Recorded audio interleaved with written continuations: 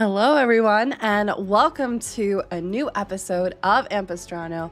I am your storyteller, D&D Jordan Lee, she, they pronouns, and hello, welcome on in. We have a couple quick announcements before we dive into today's shenanigans, but because it's been a minute, and I know we've actually been getting quite a few new people in, it might be a great time to go around, introduce ourselves and who we'll be playing today. So Mots, let's start with you. Hello. Hi, everyone. I'm Mots. You can find me everywhere at It's Mozzarella or here on Twitch at Mozzarella. I will be playing Ostani of the Veil, my centaur cleric. Incredible. Thank you. Let's hop over to Sin. Hi, had to do that preliminary check there because we are a professional streamer. Hi, I'm Sinziak, your resident sunflower person of the he and they pronoun. I will be roaring at some point today, but before that happens, also a tabletop player and producer and narrative writer where all of this wonderful tabletop shenanigans stuff happens.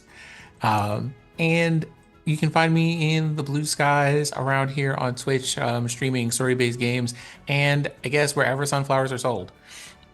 Love it. And last but certainly not least, Fair.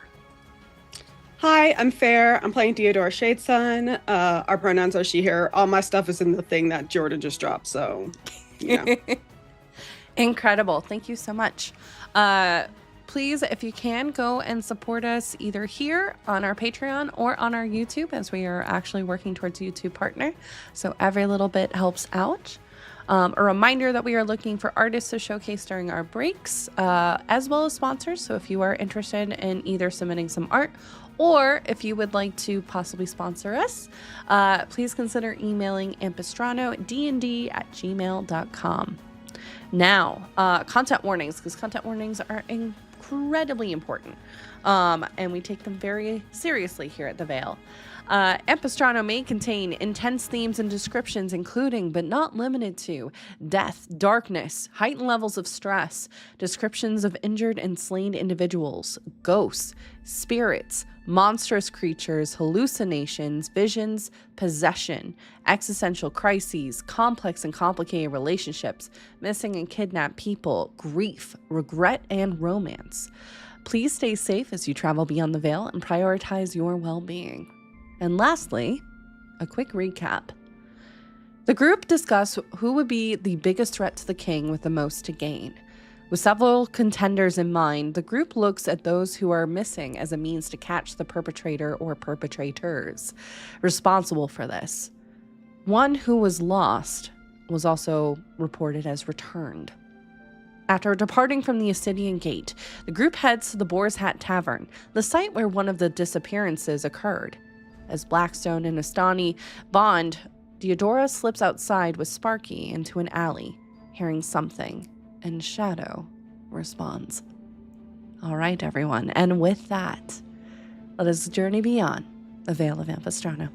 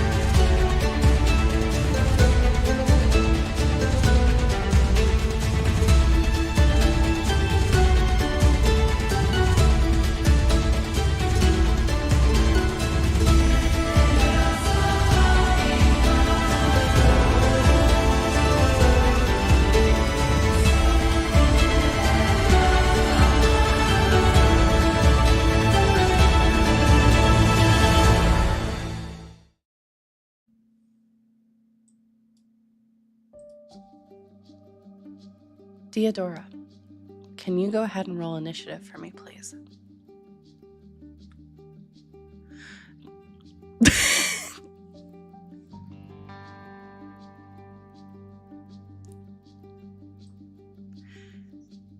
Thank you.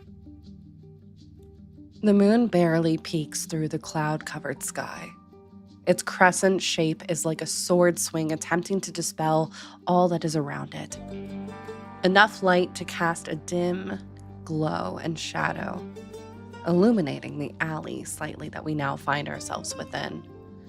We see a broken mirror propped up against several boxes and crates, and what appears to be dried blood.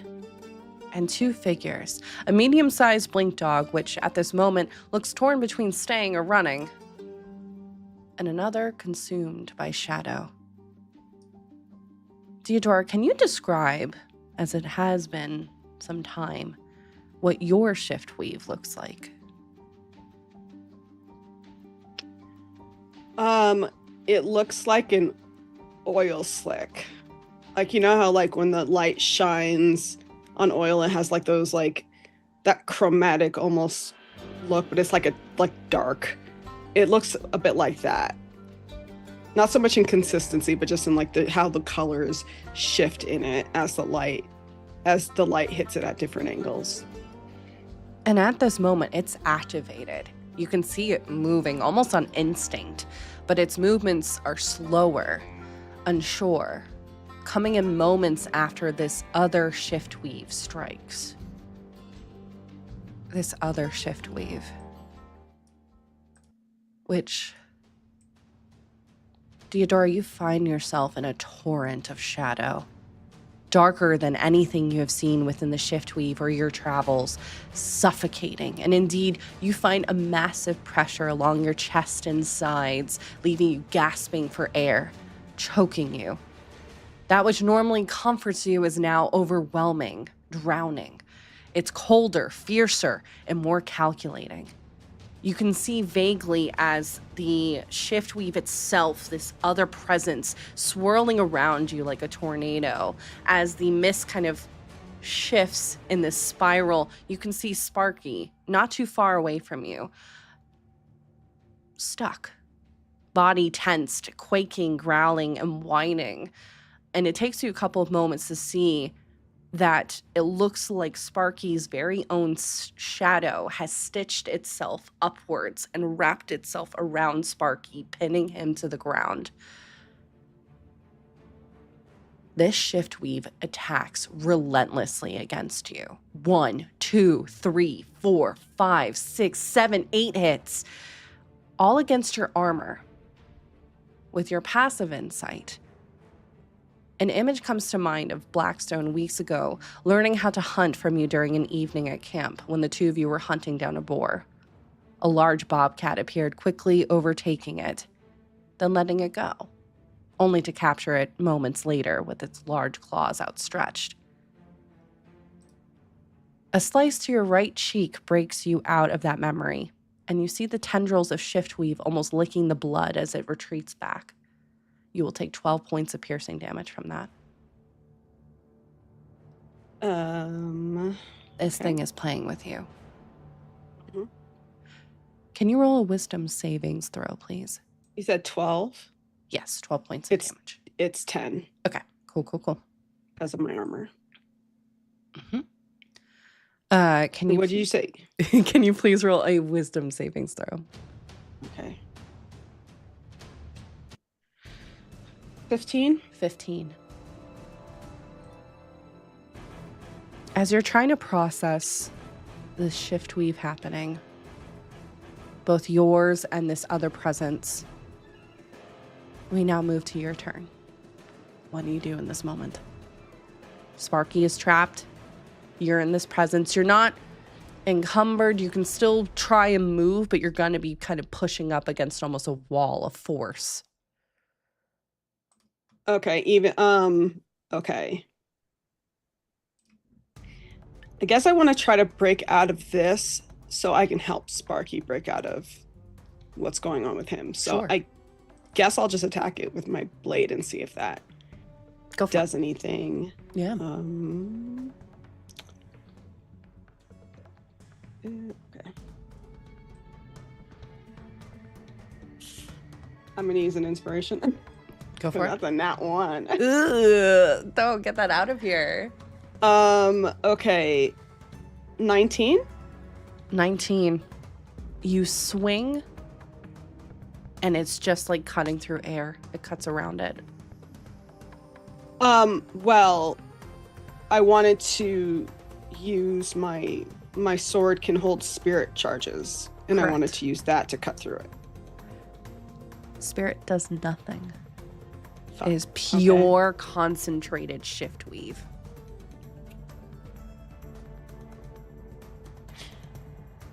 And we've never fought against Shiftweave before, because Shiftweave's always been helpful to us, right? Correct.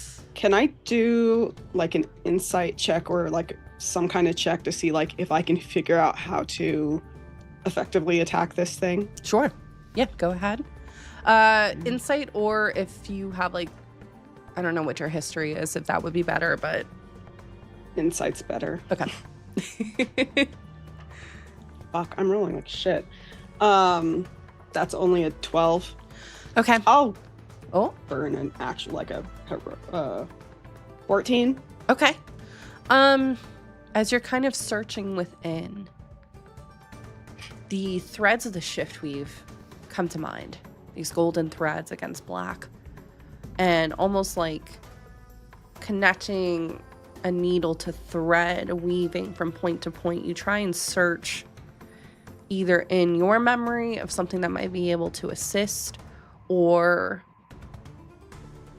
something to perhaps just give you a moment to give you any space, and you're having some difficulty with anything coming to mind. Okay. Let's see. Bonus action. I guess I'm gonna shift. Okay. Spend my bonus action doing that. So I can get some temp HP. Love it. And can Some you other describe stuff. what your shift form looks like? If anybody could see through the shift weave, like this dark mass encompassing me, they would see just kind of like I kind of just I get hulked out more or less, like not as big, but like you can definitely see like the muscles like expanding underneath my armor, and you can hear like the crunching of bone and joints as like my body kind of elongates or rearranges itself just a little bit. So it's like a little more like bestial, like almost lycanthropic in some ways, but still more on like a humanoid side, like human-ish, not as hairy, but it's just like you definitely see like teeth getting sharper, like maybe my face kind of elongates a little bit to more of like a snout and a muzzle. Sure. And I'll say in contrast, because you and Sparky are interlinked and your connection to each other is very strong, that transformation also feeds into him, and you see his haunches raising up slightly, starting to become darker in color as his coat changes slightly, taking on more of an ink and gold and silver aspect to it, as while he's not fully shifted either in his present state, he's feeding from that energy that you were just emitting. And you do see for a moment, it's almost like the tornado around you dispels before you can see the shift we slowly starting to gather again, wrapping around you. Incredible. Okay. That's my turn. Okay. Let's see.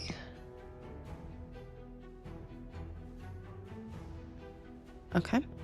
I need you to roll a dexterity savings throw. Oh, my best stat.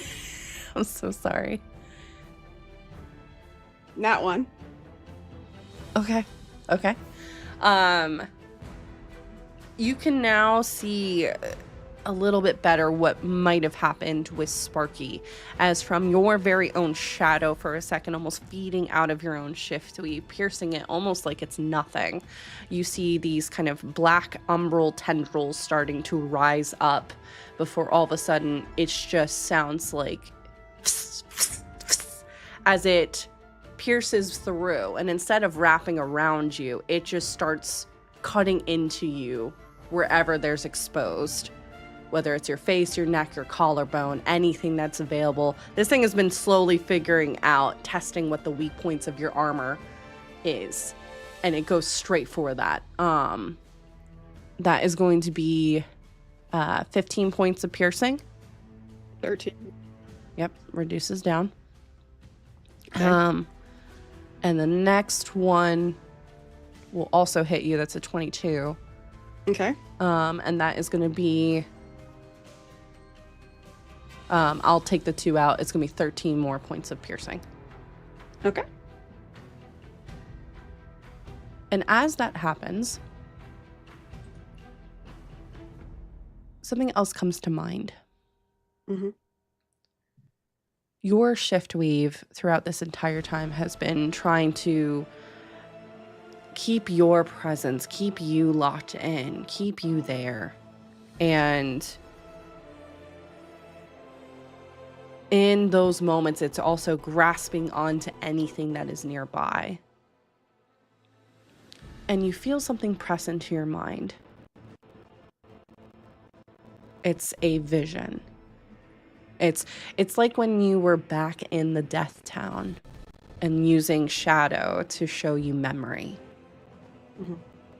And you see for a few moments just these flashes of memory, not your own, of this alley on a different night, different moon in the sky, and a stumbling man moving down the alleyway. Probably drunk. Seems like he just came out of the Boar's Hat Tavern. And similarly, finding himself in a position as you, being suffocated, but in his case, not by shift weave, but by flame. That utterly overwhelmed him to the point that it wasn't that he was charred away to nothing. It seemed like this was some kind of fire teleportation spell or something that completely took away any utility and reaction for him to do anything, leaving behind just a smattering of blood, which the darkness, the shadows lit up and left behind. So just so I understand, I'm seeing this vision of a dude kind of in a similar position to me, except it was fire. But then Shiftweave came and lapped up the remains, more or less. Yeah, remains of blood. He was alive when he teleported. Yeah. But okay, seems to have been kind of like a hyena, kind of scavenger, feeding at some of the blood to make it, because as you like, your eyes may or may not dart over to that spot. It's not like it's a massive blood pool. It's a couple splatters. Yeah. And that darkness kind of made it less. Harder to find. You wouldn't have known, but you have a keen sense of nose.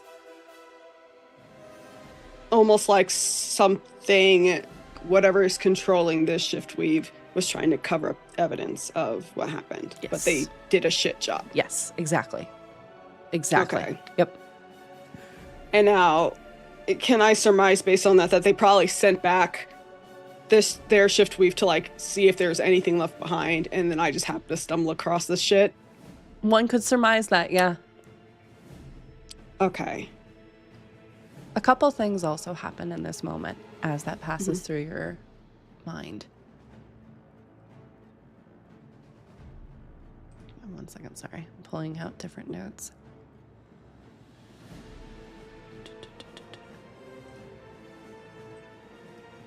When you have too many tabs open.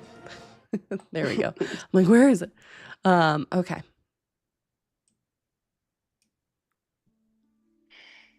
As this is happening, those visions moving through your head very, very quickly, you can hear a voice, somewhat guttural, saying in shift weaving the equivalent of shit.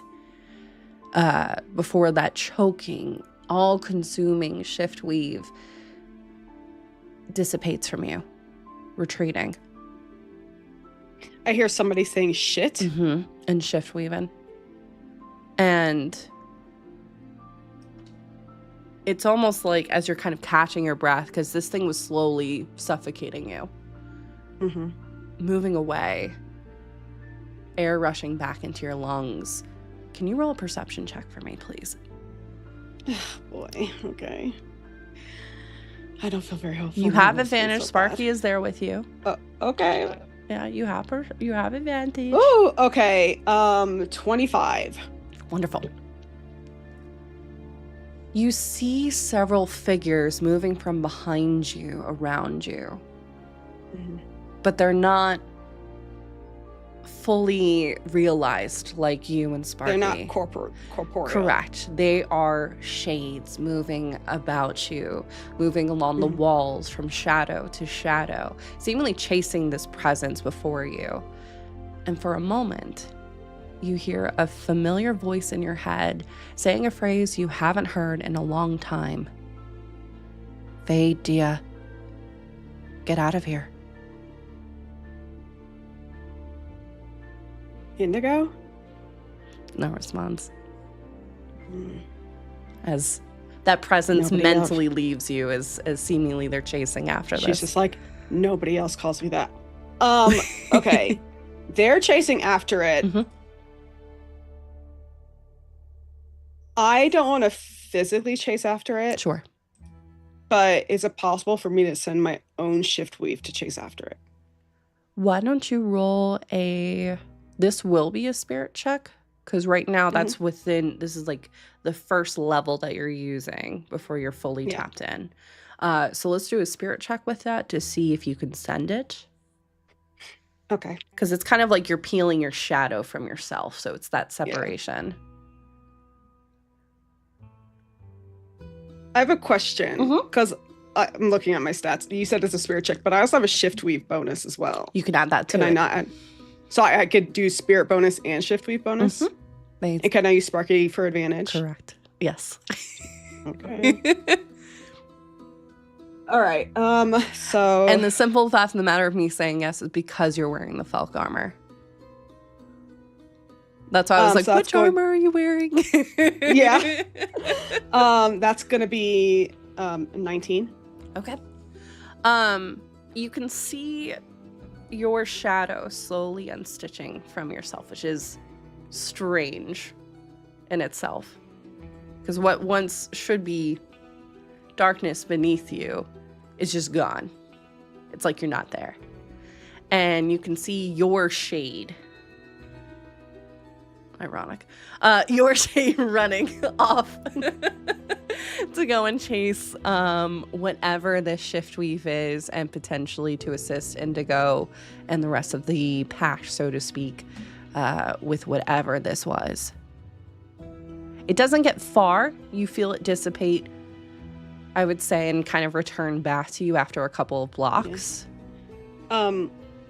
But do I get the sense, just based off like where the other shades were going plus where my shade went, do I get like a sense of direction of where the rogue one went to, and like if I can maybe I can like find it later, like Graveyard. Did it disappear into a doorway? Graveyard District. Yeah, should have fucking known.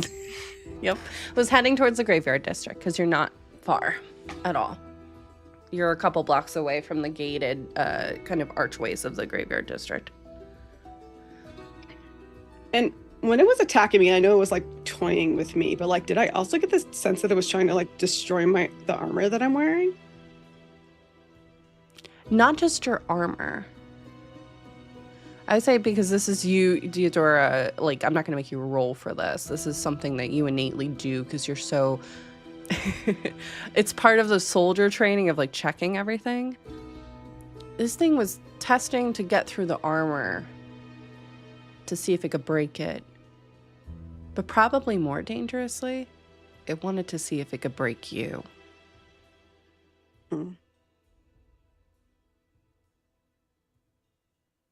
think I take that in.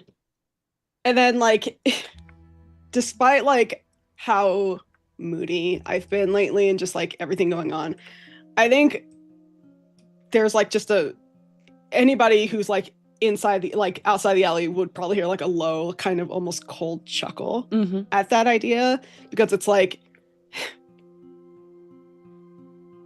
nice try, but that's never gonna fucking happen.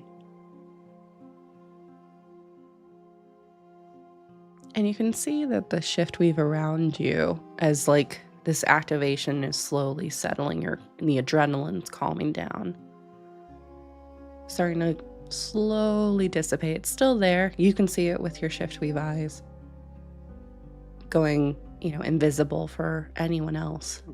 It's almost always there, but you can see it's moving slower. It's tired. It just had to exude a massive amount of energy very, very quickly, and against an unrelenting kind of force, different than what you've had to deal with before.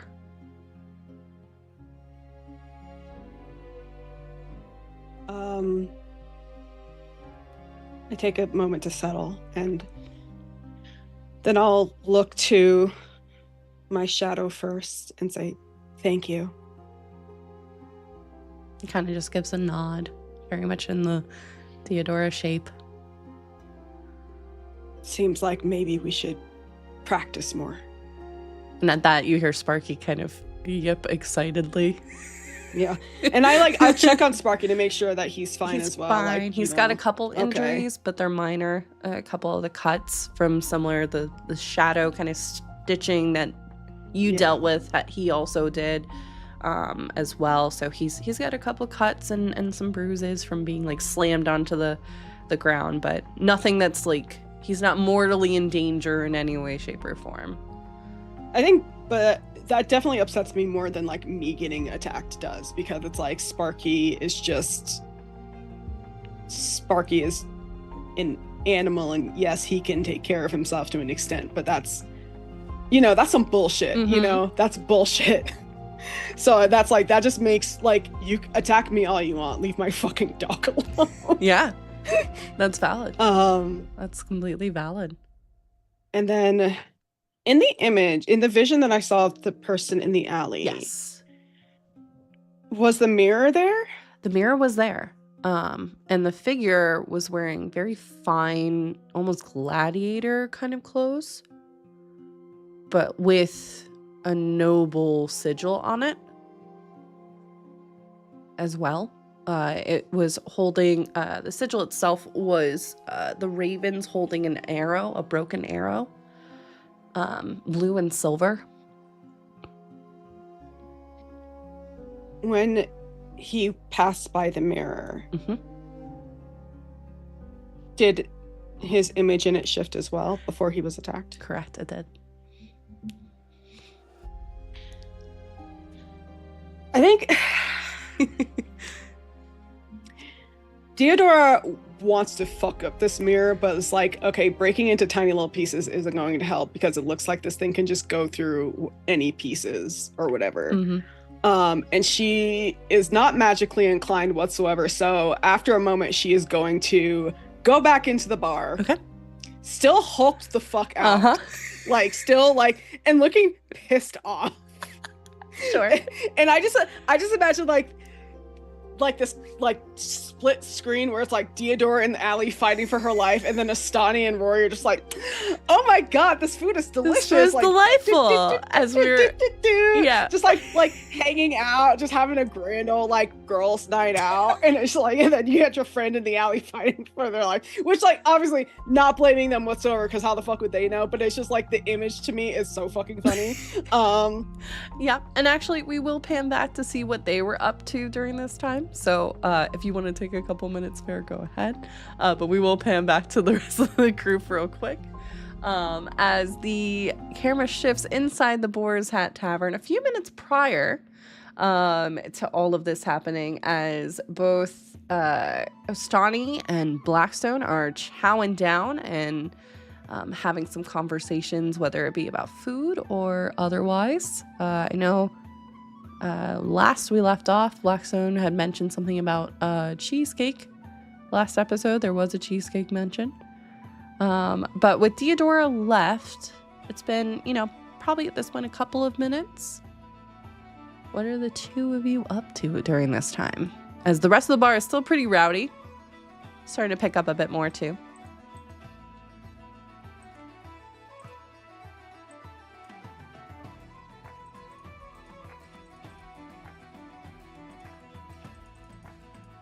Hey, This does not bode well. mhm.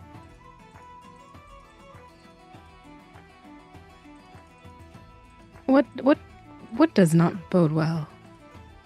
I believe we should take our leave of here in approximately 2 minutes from now, a short while hence. It is unlike Theodora, in my experience, to be gone for as long as she has, especially after leaving with some urgency.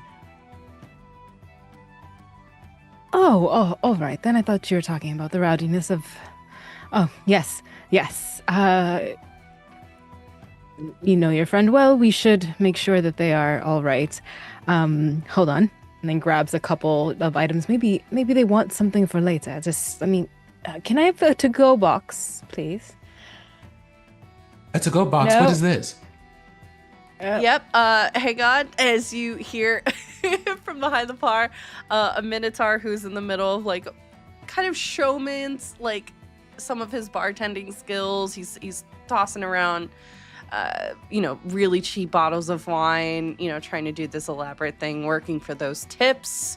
And he hears that, looks over in your direction, nodding, and he catches the bottle that he had just tossed up in the air, and taps on the table where he is at, and from your table, the wood plank kind of rises up slightly, and you see what appears to be a small little cauldron by which you can now place your food in there. And it seems like it'll keep it warm, at least for a little bit, until you can get it to where you need to go. Wonderful. This is much better than last time before they just wrapped it in something, and I tend to like to have my food with me. Well, actually, no, this is for Theodora, so of course I'll share, of course. And then starts putting everything, knocking back the last of the drink. Where did they go off to? I am uncertain. We will have to go and look for her.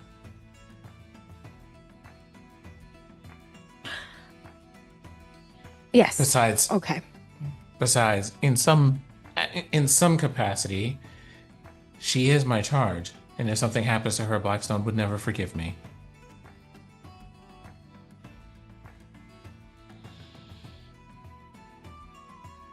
They're just looking to keep track of everything, right? That they're Rory, Blackstone, got it. Yes. I'm gathering things. Corbin has been Hold on, sent sorry. My to headphone just. Corbin has been sent to familiar space. Yes, familiar space for Corbin. Yep, we're good. What were you saying? No, I'm just describing stuff.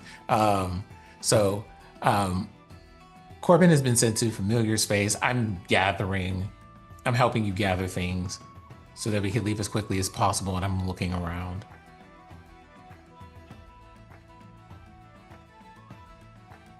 Okay, I guess we're out the front door then.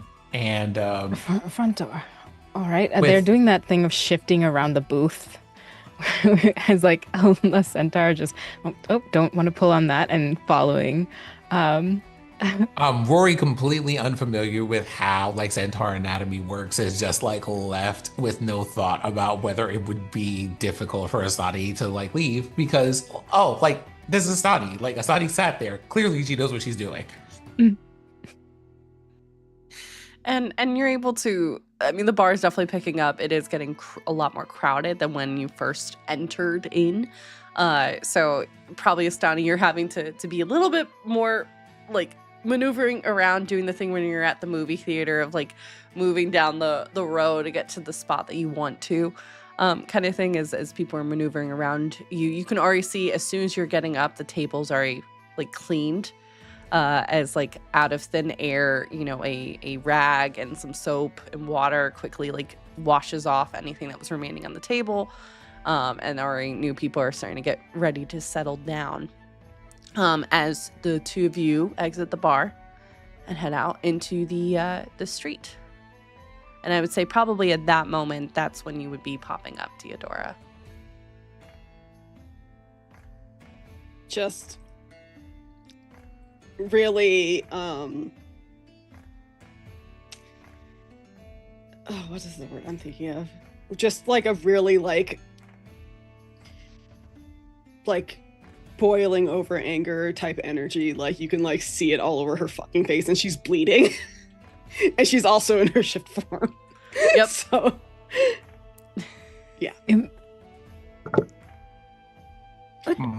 You see Rory's eyes turn like go from a calm cobalt color to an intense red.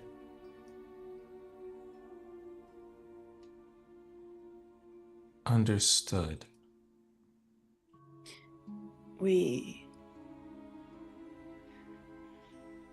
Theodora's like, I think whatever's been taking people tried to take me.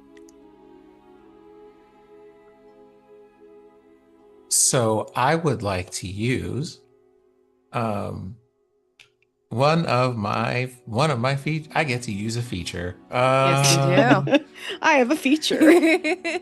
I do have a feature. It comes with traits. For when you build a character, sometimes you get things. Yeah. Well, I just love these are wizards. It comes with the feature. It comes with trays that immediately like. Oh, there it is. City secrets. you Thank go. God. Okay. So, basically, I take I take a bunch of like side places through the city and alleys and shortcuts so we can move like twice the speed, but also go because we can go through lesser known places to get from point A to point B. Mm-hmm. And I would like to use this to go to an inn that fewer people would know about than usual in Jorix. Okay. And I'm assuming not the one that you both are staying at, correct? Correct. Gotcha. Yep. I had to check. That's why I asked. No, that's perfectly fine. Okay. That's fine and a beautiful point of logic. Do I need to roll you anything to achieve? Why don't we, for flavor, can you roll me a D100? Hey, Because there's a couple kind of not seedier inns, but inns that are of like lesser knowledge kind of thing and stuff. So 3. Okay. All right. You think of, and you're able to move the group along, heading towards the outskirts of the erudite quarter. And there is, it's more of like a set of shacks that are just outside of the quarter itself. Honestly, a lot of people just walk by it. It's one of those, looks like a very small house. If you've seen the houses in like Amsterdam that are very, very tiny, and are built more tall versus side to side. This one's called the Elon, and you can see that it is a lion with seemingly some fish caught in its mouth.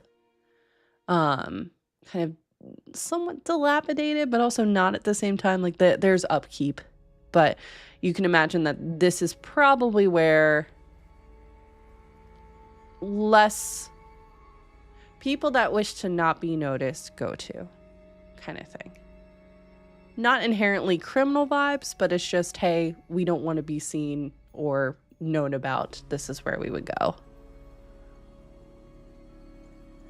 So it might be possible that some of the appearance of disrepair is on purpose to just have people turn their attention away You from would know it. that with your network in the city. Yes.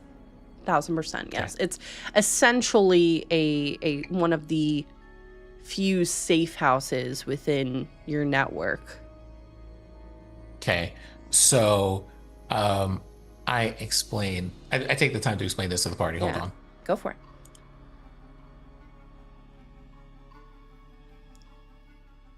Okay. I'm going to take us down to a lesser known location. I am pretty sure if you have been attacked, then our other quarters are compromised.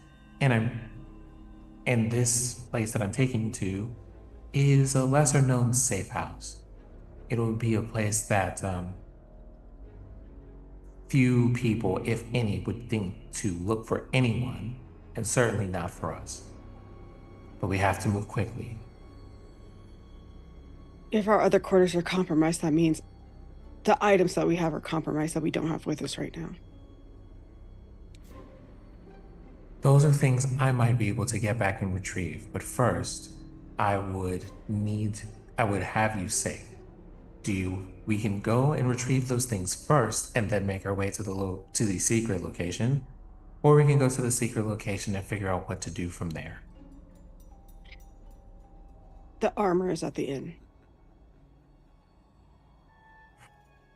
All right, to the inn it is. You guys, Astani, as I understand it, people who would be coming for myself or Diodora would be unlikely, I imagine, to attack you, at least for the moment. So, what I will tell you is, you can choose to stay with us if you want to, but you need to understand that if you do, you will be in danger.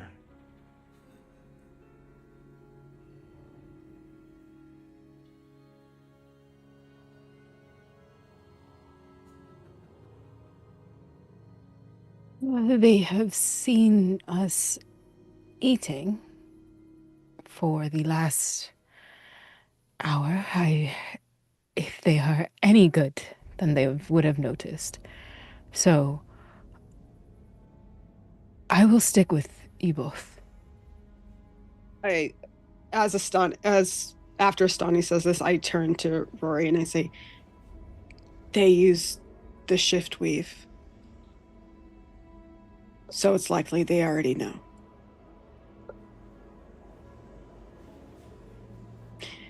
I only escaped because... I'll explain when we're behind safe doors. Okay, let us step over here to a side and have all of you stand close to me. Okay. I am going to use a secret ability. Yep. And I'm going to cast invisibility greater invisibility on the entire party. Yeah. You can easily do. What does it look like as you cast that? Because I think this is the first time you've done that. So it's almost like watching the surfaces of your skin individually start turning into shards of glass. Each of the shards reflecting the world around you back to itself instead of you. Okay, Emma Frost tea. Okay. Clocked.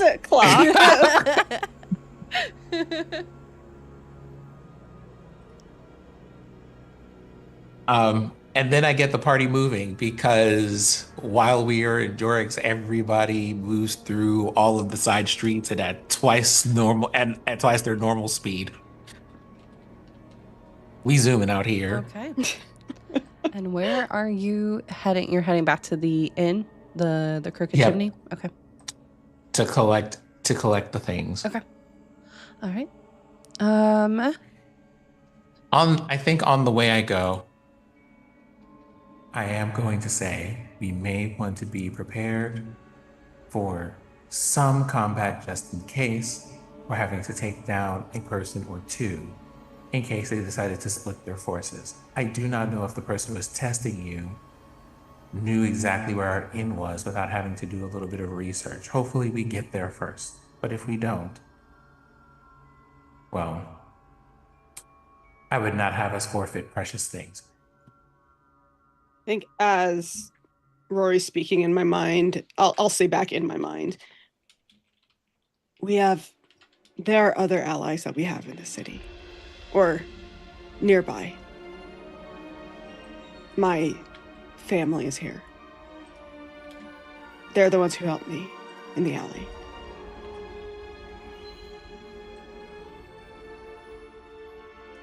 Understood. I didn't want to say anything earlier because I didn't want to compromise them. That is wise. But they are here because Tyneal asked them to be, and they've been helping him.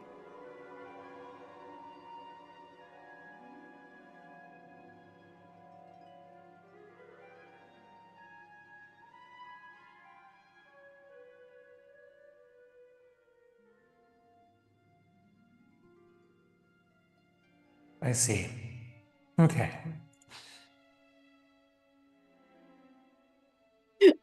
Sorry, I just imagine we're all Naruto running. Which I don't know how. we really are. I don't know how a horse Naruto runs or like a centaur Naruto runs, but I like just. I need fan art of that immediately. Well, like, the thing is, like, here's the thing. This is probably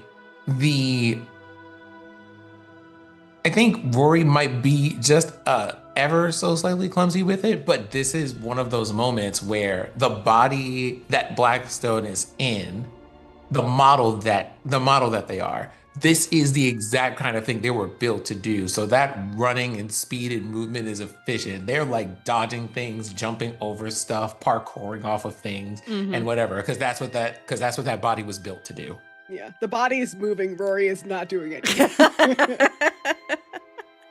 Autopilot must be nice. Love it.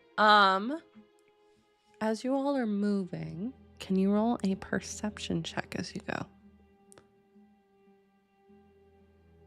Oof. 12. And you have advantage because Sparky's with you. I know. Oh, no. Okay. Well, 12. I tried. Yikes. Sorry, did you say that was a Does Sakali give any? Sakali would, advantages? yes. Sakali would give you advantage on the roll. I rolled a 2. Oh. Remember y'all have inspiration die. You and do. That is that's a D12. Yeah. Yeah, I know. Yep. I guess I'll use what I act so precious with them, but I have like so many. Yeah. There's no reason for me to hoard them, but I do. And we got a fresh Okay. one today. You're safe with the Yeah, combat. Mots, you should have another one as of today. So you get a new one each day. It's my little gift to you to choose as Well, I got a. you go. I'm sorry. You're I got a 10 on my inspo die, so 22. okay. Do I see anything now? You see everything. No, I'm kidding. Okay, so 22. And what were the other rolls? I'm sorry. Well, Mott's is not happy. I know. That was the look of I am going to put this dice trying to in jail. understand. Well, I got a 13 plus 8, but I'm trying to understand the inspiration die. Is Gotcha. it like you said? It's I have another one. So it's a D12. So you get a new one every session. Yes. It's my Got it, little so it's gift one. to you. Got It's a it. D12 that you can either choose to use in the session or you can choose to use it later. So that's why like Fair it. and Sin have a few stockpiled for when they need to re-roll something. So it's just my little gift to Great. you. Doesn't mean I'm going to hold back on anything, but it just, hi, here's my way since I'm very appreciative that you're here. So Yeah. Yeah, it is the one. So that what is it? I'm not going to roll it now. Okay. So I'm going to just go for the 13 plus 8 Okay. for 21. 21. 21. Nice. 23. 23. Nicely done. Oh, 21, 22, 23. Oh, let's go. Okay. Okay. All right. Blackstone, you're the one that notices. And it's very faint. It's only because you are typically taking statuses every few seconds as you're going. Your automaton side fully kind of just assessing the situation, looking at any possible threats, possible routes, etc. And you get the sense that there is a shift weave present following you. Much further back. It's not a shift weave presence that you are familiar with.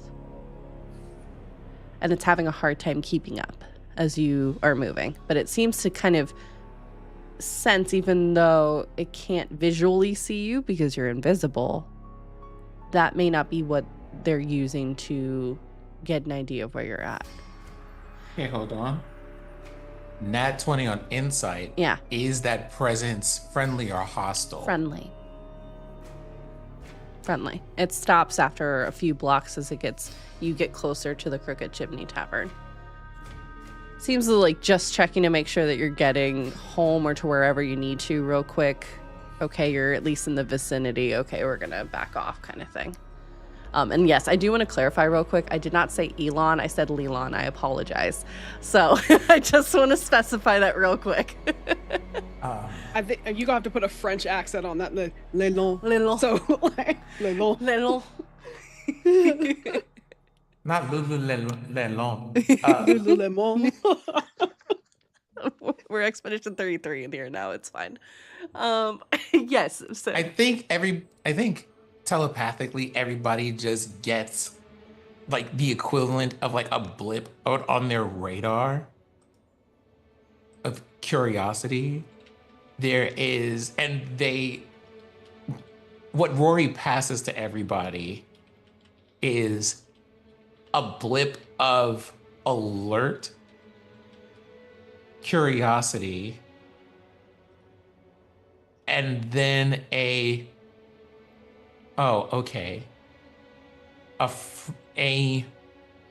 non-hostile presence, shift weaving. I'll note that for later. I think Deodora just says telepathically, "That's Indigo, my brother."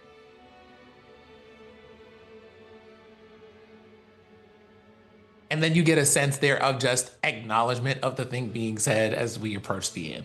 Mm-hmm. Which I don't break the invisibility for. No, I didn't think you would. Person just sees, so just the door just fucking opens. The person at the front desk thinks it's haunted. I actually imagine what floor? Wait, actually, two things. One, what floor are we on? And two, is there an open window to either of our rooms? You're up on the 3rd floor. And that would be up to you had a window. I don't know if you left it open or not. And Deodora had a window in their room. I doubt that Deodora would have left that open.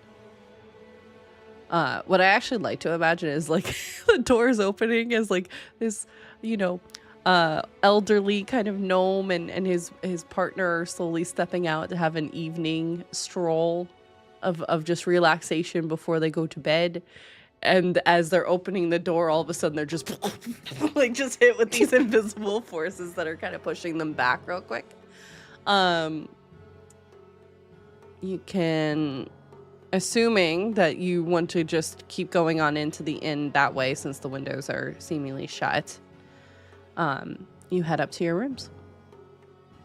And Blackstone, your room is the first one in the hallway, and then Deodora's afterwards, since you both kind of have that adjoining bathroom, so to speak. And I would approach the rooms with caution. Okay. Looking for, is this a perception, investigation? What do you want here? I'll let you choose. What do you think Rory would in that moment do? Is he more interlocked with trying to perceive everything as he can? Or is he more concerned about any other presences that are there, traps, spells? What would Rory do? I think Rory's looking for signs of intrusion or things here being out of place. Okay. And Well, either thing, and when we say out of place, not necessarily even things that are messed up, but things that are just like, this is neater than it should be. Or that was moved like a couple inches from where it was originally. sure. Okay. Yeah. And as you go into, we'll say you're going into your room first, Blackstone. Okay. As you go in,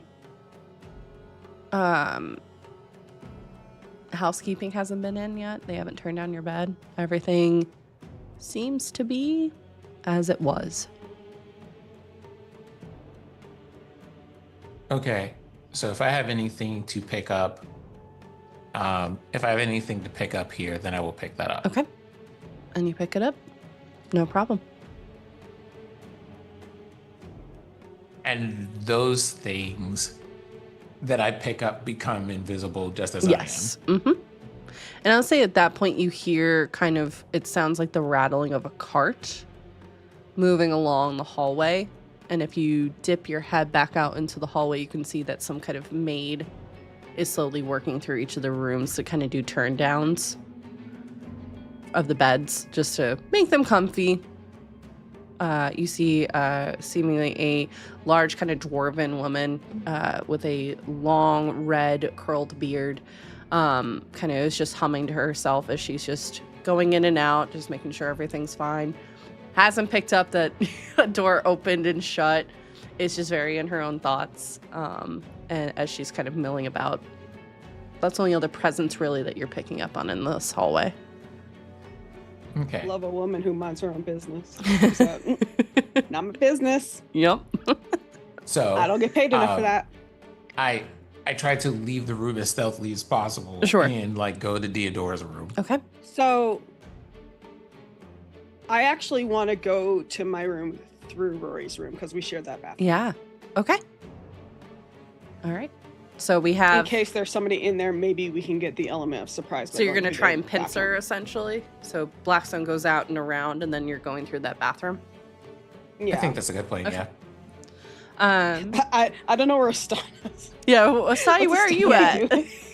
There are windows, and I keep waiting for like, are there stairs or Yeah. something? It's like- Oh no, like the inn definitely has stairs. I was looking at the window because I'm like, I need to could get just like try Misty to. Step or something later. No, I was just like, I could jump I was like, I could just jump or teleport into the window or whatever. But then it was kind of like, no, like you Well- don't need to do all that because you're on the third floor. So I just took the And stairs. to be fair, this is again very much. This is I get portion was inspired from when I was in Amsterdam. You can see that most of these taverns and inns also have what looks like hooks where they allow for either some kind of platform to be lowered. So minotaurs, centaurs who maybe would not be able to get through the front door as comfortably. It would be a very tight squeeze for you, Astani, but you could do it.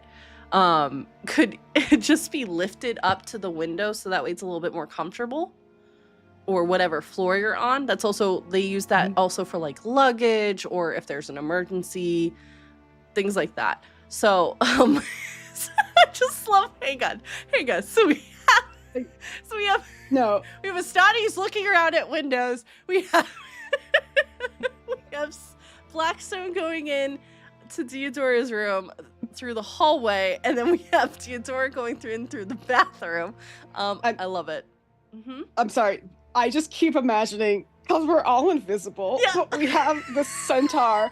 So I'm just imagining, even if Astani took the stairs, just like the clop, clop, clop, clop, clop of hooves on the stairs, and people are like, what the fuck is that noise? It's the ghost of the centaur. And I feel like I've researched too much time into centaur and what they would wear, like shoes and things. Like they have something for sure ornamental and like not tactical or strategic because they were going to a big meeting. Yeah. So they're just like tiptoeing, and they're like every single second She got trying to bells like on. She got bells on. like they're glittery and shiny and beautiful new heels kind of energy. It's But full I think dressage right now, like just an outfit, like you know. Like, I love it. they are just mentally they're just like, this is what it means. We are working together. I have to find the next. Oh, and then just like, is it Cusco? I can't remember. Like from Emperor's Group, like, and it's like Kronk when he's holding the bag and Kronk, the people yeah. across. Yeah. That's Ostani right now, oh my god. slowly getting to where everyone is. So you hear a slight little like, okay, all right, and like mentally just, we did it. They didn't hear a thing. They didn't hear it. Whew. Next floor. Yes, if I counted the windows right, this would be up. That is it. I don't hear them inside. Okay, and then just... I'm crying. I can't breathe. I'm laughing. And then the balcony doors just burst open. I didn't mean to do that. No. The wind. The balcony doors burst open as you see this like other. I'm sorry. See this like. I can't even get the thought across because I'm laughing too hard.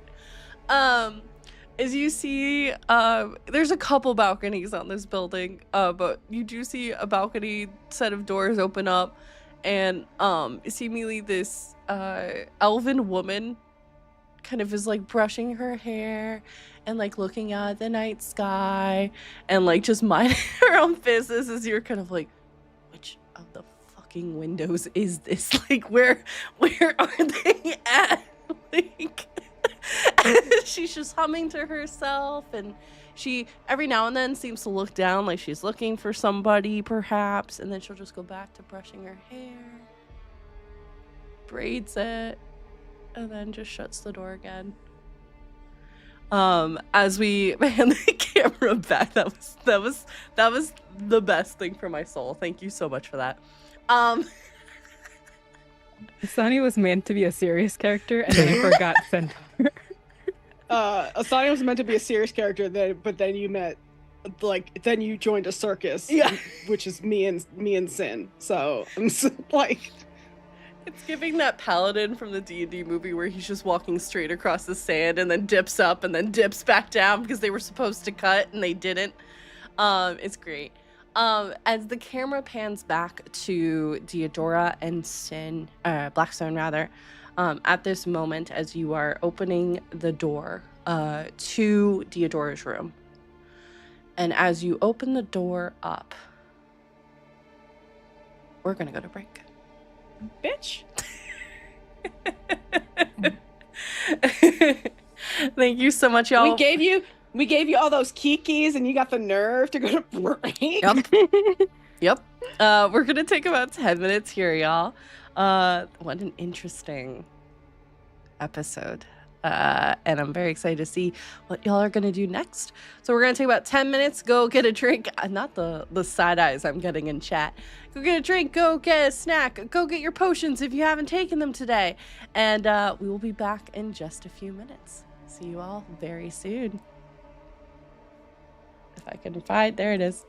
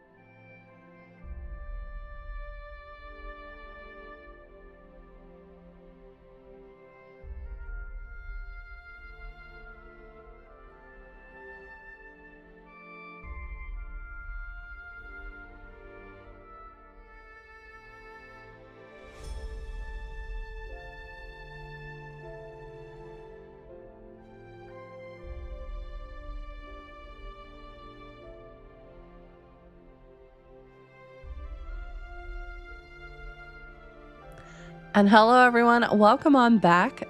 We are so excited. I hope you got drinks, snacks, potions, all that stuff. And yeah, we're going to just dive right on into this next episode. So there were some shenanigans as Astani was trying to get into the crooked chimney.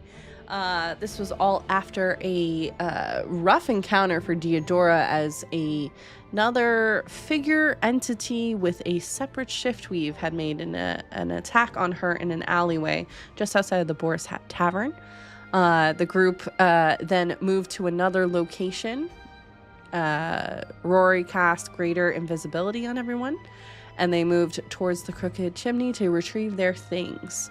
So it is during this time that Ostani has been trying to find a way in at this moment, and Deodora and Rory have split up, with Deodora moving from Blackstone's room through the shared bathroom to her room, and Rory coming in from the hallway, seemingly to, if there is anyone in that room, to pincer them in. And that is where we're picking up now. I like to imagine that the doors open at the same time, just fitting how in sync the both of you are.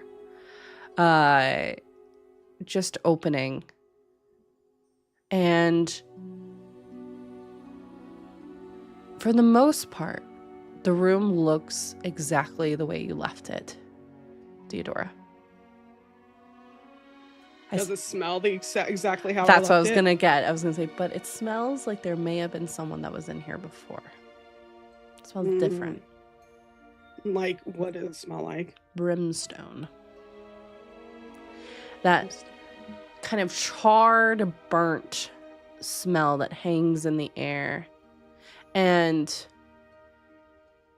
can you and Rory, because I'm imagining you're there too, kind of looking around, can you roll a perception check for me? Or investigation, whichever is going to be better for the both of you. Nat 20 bits. Oh, there we go. There's that roll. Nat 20 bits. Yeah. So that's gonna be, just to make it real interesting. 27. Oh. Okay. And what about you, Blackstone? For perception? Perception or 25. investigation. Yep. Okay. So the both of you kind of key in onto this room completely. Remember, this room has high ceilings and typically was showing whatever was kind of in the mood for Deodora. She was processing things at the start of the day. You can see in sections, almost moving from Blackstone, your area, further into the room. What appears to be when the heat of whatever was in this room kind of stressed the wood. You can see that actually, like, the magical kind of paint that was on top of the ceiling corroded away because of that heat signature that was coming in. And it seemed to have been very close, so it's probably someone very tall that had been in here. And you can smell this scent, specifically Deodora, of kind of burnt char, even like scarring, because scar tissue also has a scent to it of, like in this case, of a rot slightly, lingering on the air. And So it smells like sulfur, brimstone, and rot. Mm-hmm. Okay. Seems to have been moving through the room. Very careful not to touch many things. If anything, most of the scent signatures are like if it had brushed up against something, like as it's walking, brushed up against your bed sheets or something like that. And seem to have been trying to just peruse and see what you had. And you go towards the wardrobe where you kept the armor. And as you open the doors, the armor is still there. Hasn't been touched? Has not been touched. You said that there's like whoever this was may have brushed up against like bed sheets and whatnot. Mm-hmm. I want to tear off the piece that they may have brushed on. Easy to see because you can see that the bedding itself, where that contact made, is dry.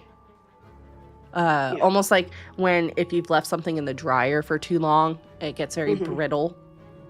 Yeah. I'm gonna rip that off, and I will, let Sparky smell it. Oh, Sparky doesn't even have to get close. He can smell it from where he's at. But it's less about him getting. I want him to get every note of the signature, so that when we want to track this, he can do that. Yep. Because we are going to be hunting the same way that I was hunted tonight. Yeah. And I think as I'm smelling this and I'm taking in the room, I remember that image of somebody being caught up in fire. There is a ping in your mind. It is questioning. I will send Rory the image that I saw when I was getting attacked in the alley. And to refresh, it was of a younger kind of gentleman, looked like they were in their 20s, mid-20s, probably at the oldest, wearing kind of gladiator gear with a nobility sigil on it of a raven carrying a broken arrow, and seemed to be very drunk as they stumbled out of the Boar's Hat Tavern to move down this alley, probably to relieve themselves of some things, and in this situation were caught up as basically a torrent of fiery magic occurred. In the struggle, because it looked like he did try and attempt to fight back, even though he was very much overpowered rather. Some blood was spilt, and the fiery magic teleported him elsewhere. And the shift weave magic, almost like hyenas, came out and kind of got rid of the vast majority of the evidence, leaving a few drops behind.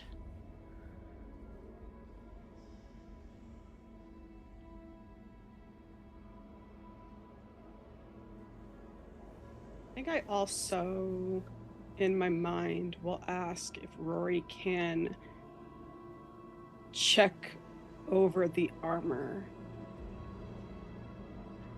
Because this person, I know it wasn't touched physically. Sure. But, I also know that there's, magic and shit. So I would look at him and ask if maybe he can, look it over, since he has more understanding of magic than I do. Sure. So this is a dirty 20. Okay. I just want to know, in a general sense, this is a dirty 20 on Arcana. I figured. I want to know, in a general sense, if I just pick up on magical residues in the area. Yes. Magical residue as not as someone, I'll phrase it this way, with just that roll that you did, because you rolled as high as you did. It seems that this person just has a magical inclined presence, as it is. It seems that a spell was attempted, but failed. Okay. Unable to take. I would then like to use hold on. Did it leave anything? Did that attempted casting leave anything behind? Because most spells require a component of some kind. No. Okay. The most you would get behind is, again, similar to what is kind of present throughout this entire room. A smoldering kind of flame that seems to be their signature, their magical signature, so to speak. But in terms of an individual component, no. With the spell that was cast, can Rory determine the school of magic? I'm going to spend 10 minutes to use a detect magic ritual. Sure. Oh, okay. because it was a toss up between whether we try to detect magic or whether we use an identify spell if I could find an object. Sure. Meanwhile, Astani, what are you still trying to get into the building? I'm sorry. Am I not in already? Did you finally come in? Because I know you were looking for a window, so I just wanted to clarify real quick. Yeah. Okay. Whatever they're doing, they're just like, if it's not a window, they're like measuring. They're like, no, they're maneuvering around because they are invisible. So yeah, we'll say they're that just- you're yeah. you're able to find the back door of the Crooked Tavern, Crooked Chimney rather, and you're able to. It's a much larger kind of standpoint, so you're able to get in, since this is where a lot of the shipments come in. And you're able to come in through the back door of the kitchens, and basically make your way up the stairs. I would say probably Rory and Deodora, just because of how high alert you both are. You can hear the very familiar clip-clopping. Clip-clop? Yep, clip-clop, clip-clop. And Just broken up between also the cart moving, which again, just this red bearded dwarf is just minding her own business, is humming to herself. She seems to be fully dissociated. Is like, I'm just here to like turn down these beds, and I'm just gonna move them out. Like, Astani, as you walk by, she does not seem to like notice you in any way, shape, or form. Like, she is so in the zone. You're good. As you eventually then see both Deodora and Visible and Rory at this moment kind of looking around the room. how does You all Astani see each us? other because the way I interpret it is like you all can see each other, but no one else can see you because Rory is Okay. essentially your anchor. Oh, I thought it would be funnier if Astani just figured out which room we were in, because there's just like doors opening by themselves. It's up to you. Astani, I would say Astani figures out what room we're in because chalk magic circles appearing on the floor of the room. I will leave that up to you all to interpret and do then. I'm Shit's haunted. yeah. Mhm. Okay, so Rory, you were concentrating on that as Astani, you were coming into the scene as well.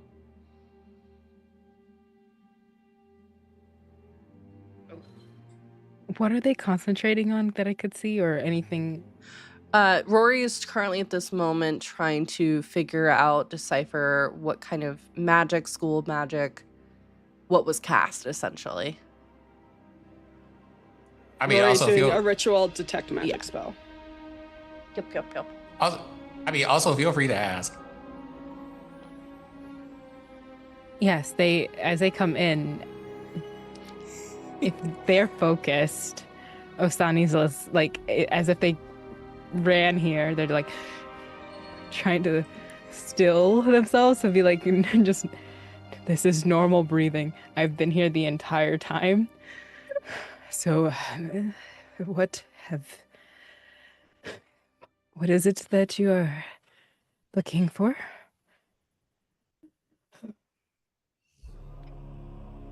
I will direct Astani to just the burn marks all across the room, and I'm sure Oh, like alright. Astani could possibly also smell what it smells like in here.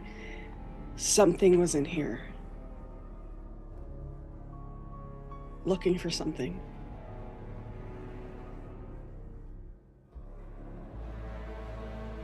And the query wasn't either of you.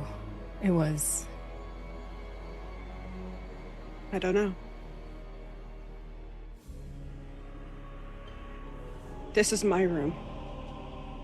So maybe it was looking for me. Or something that I have.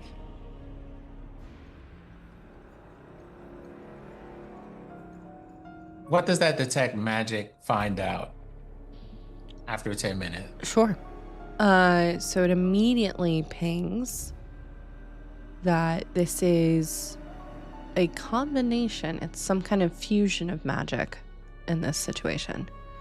There is, of course, the presence of spirit,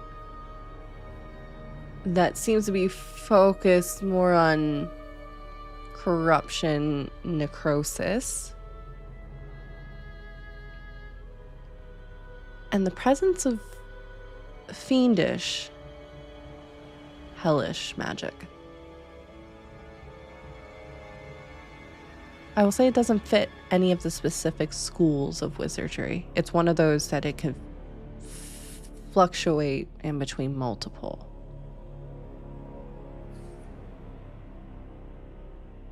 I don't describe it in words. I pass along the feelings of those particular kinds of magic. So, for one, you get that teal, that uncomfortable, like looking teal color. There's a flash of that color, and there's the associated feelings that Theodora and I are familiar with being around those things. To Ostani, those feelings may be new if you haven't run into them before. And I'll add on to this too.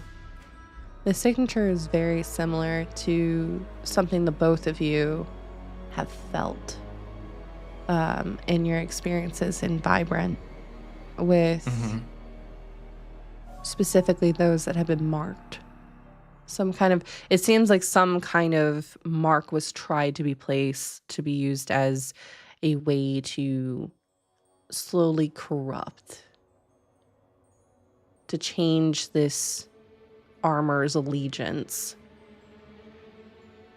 which this thing is made from a portion of the shift weave itself, something or someone incredibly powerful would have to be, basically, in order to succeed in that. And that's likely the reason they failed.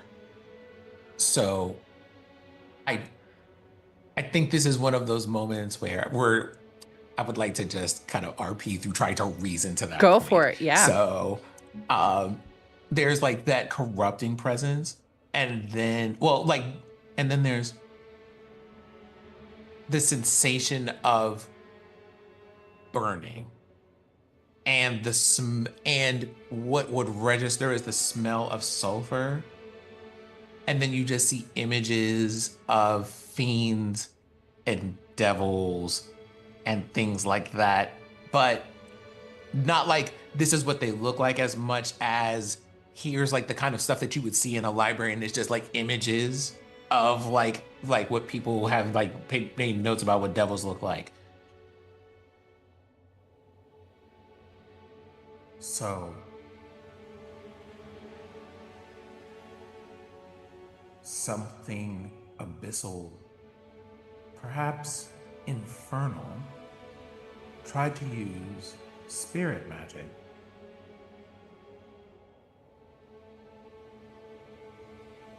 in your room, and notably not in mine.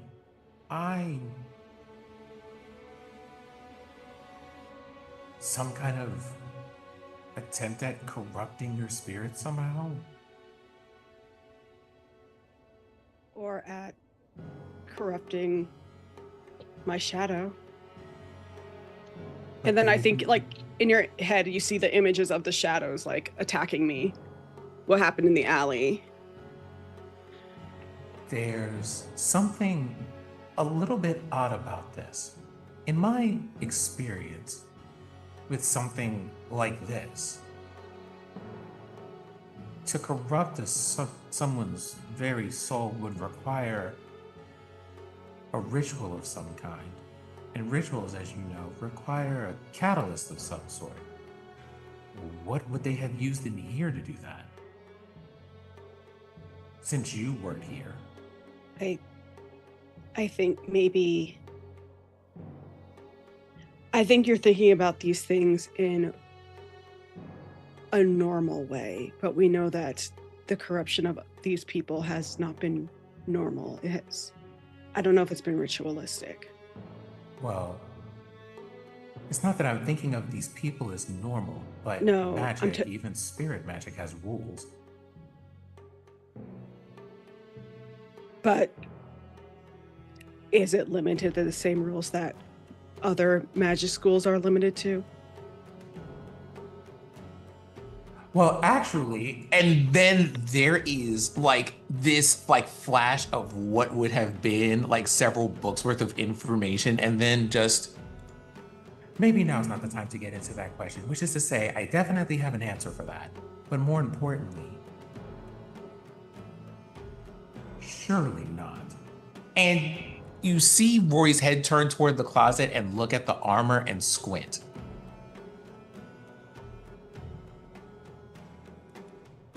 I think as Rory's squinting at the armor, I kind of squint at Astani. Not in like a suspicious way, but just like, you're a religious person, right? Yes, I practice. Do you know of devils and demons? Do I know of devils and demons? You do. There's a few of the religions that definitely are celebrated. They're more of in the kind of breaking that happened centuries ago. They're kind of the forgotten ones, as they're often called, or the banished ones, depending upon if you're in the north or in the south.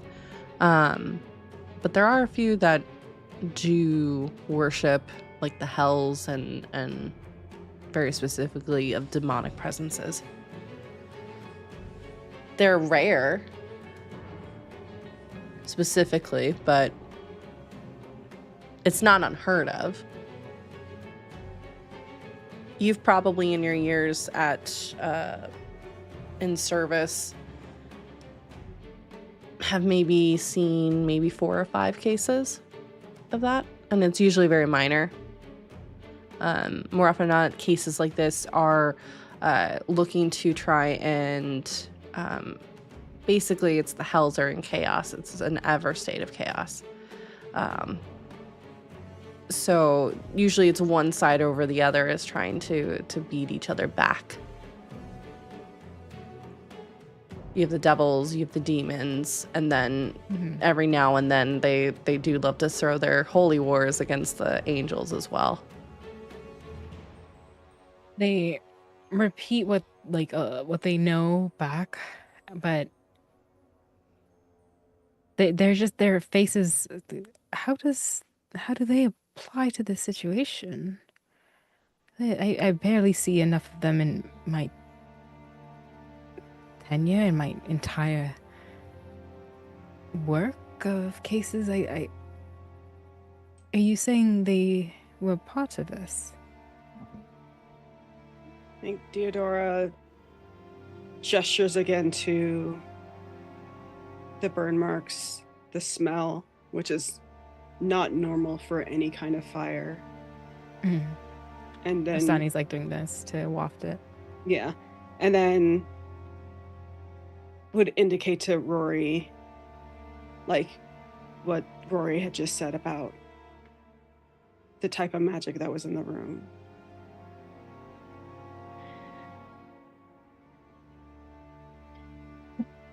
It seems as though I'm sorry. It seems as though I don't know much about demons, devils, all of that. I don't know much about that, but it seems like maybe one is in service with whatever is corrupting things in the city. We have people going missing near the graveyard district. I saw an image of somebody being taken by flame, but not burnt at all.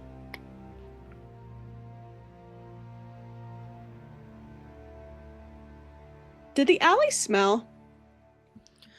Like besides like trash? Yeah, I was gonna say besides just the trash, the presence of brimstone from this person's disappearance. It's been a few weeks, so that smell definitely is dispersed with the weather and stuff. So okay. I simply think it's just not a coincidence, and I think that everything that's going on is related in some way. We just need to pull the strings together. And on the note of that statement, can I use investigation to take all the information I have and just collect it into, hey, I think here's a logical conclusion for this. And that, because I decided to throw some inspiration on top of that to make sure I did not miss this. That total came out to a 29 on this investigation check. Okay. Damn. So what? Tell Sherlock everything. So what are you investigating specifically with this? So basically, right, coming to the conclusion about why the armor is still here. Sure. Right? What we have is there was spirit magic used. There is some kind of creature, whether abyssal or infernal, we're not sure, but some creature from that genre was here. And we know that the spirit magic they used had a corrupting energy to it. Sure. Right? So the investigation is going to tie all of that together to all of this magic was done, but this armor was left here. And considering you mentioned the fact that there was a magic that was used, but for some reason, only the residue is left, it didn't stick. I wanted to take all of that and turn that into, I think, the thing that you were saying earlier, which is, right, that's that what would I want allow. to land. That's exactly what you would have needed to roll to have surmised that anyways. So yes, 1,000%.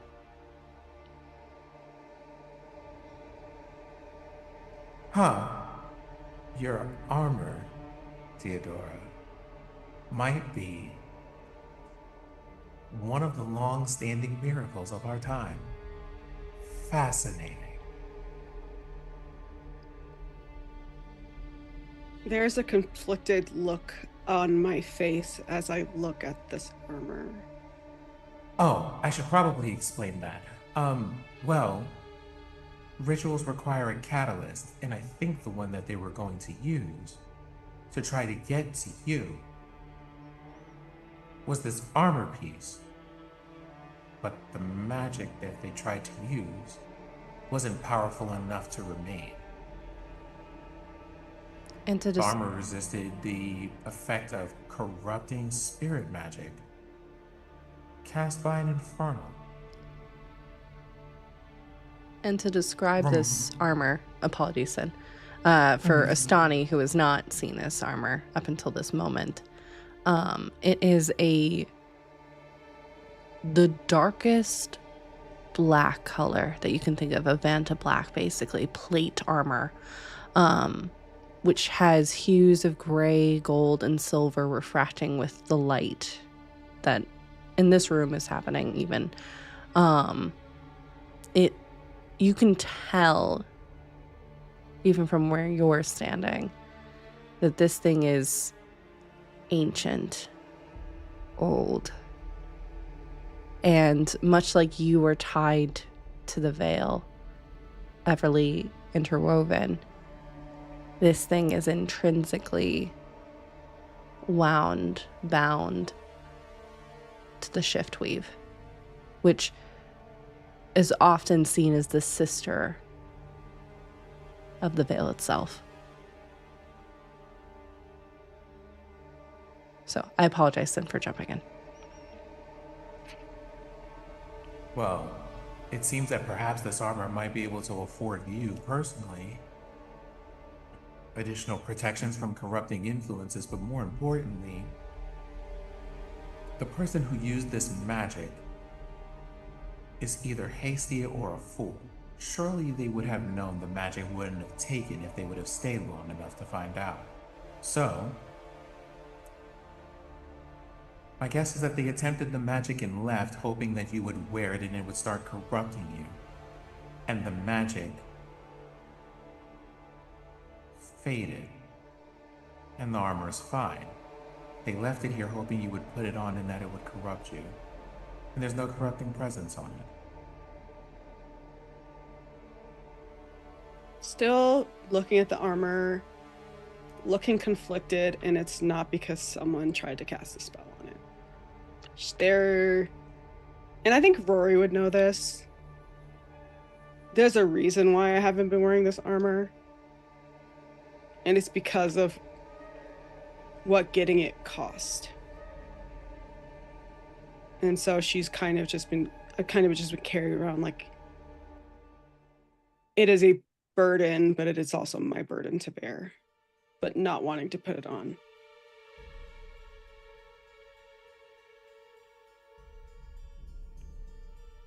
I think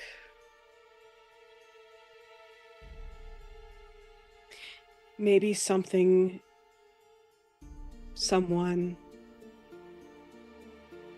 is trying to break me because of my connection to the shift weave. Because earlier tonight when I was attacked, it felt like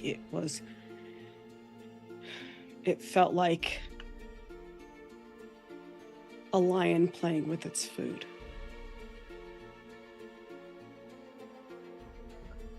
Testing me, trying to see what it would take and how long it would take for me to break. Which, good luck trying, I say. Because I'm stubborn as fuck. Well, that is true. Asani, you should know that the enemy that we have uses or weaves magic that amplifies negative feelings from common everyday stressors that people deal with. Sometimes to the point that their mind collapses or worse. And at that point, the corrupting influences of their magics tend to take effect. And I suppose if I had to make a guess, Theodora, you and your resistance to whatever attacked you earlier may be in no small part a reason that this spell failed. So, I don't know if that had anything to do with me. The shift weave is its own entity, has a mind of its own, wants what it wants. Well, if that is true, then I suppose that means it made a pretty good choice, all things being considered. I think we should take this and leave and possibly do some additional investigating later. It's a moment of hesitation, and then... Would you like me to pick it up instead? No. This is my weight to carry. Thank you, though. Astani would step forward to still try to carry it. I think Theodora obviously notices, and it's just like gives Astani like a grateful, but also sort of resigned look, like, thank you, but this is something I need to do myself. But I appreciate the offer sort of look, you know? Mhm. Like, And they also pull back too. Like, yeah. oh, But also one of those looks that is like, kind of like conveys that like, there are other ways that you can help me, but not in this way. Like, not wanting to reject just like Astani by any means, but like just like saying like, in this, for this thing, this is something that I need to carry, and just for reasons that have not been explained to Astani yet. Yeah. But yeah. Yeah, they have that kind of searching look of like not seeing it, but they still pull back and understand, like, all right, this is, we need to find safer quarters then.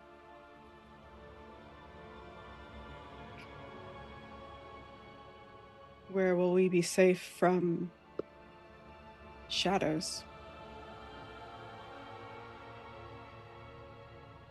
Well, I suppose the first of many places would be the light, but for now, I think all of us could use a bit of rest.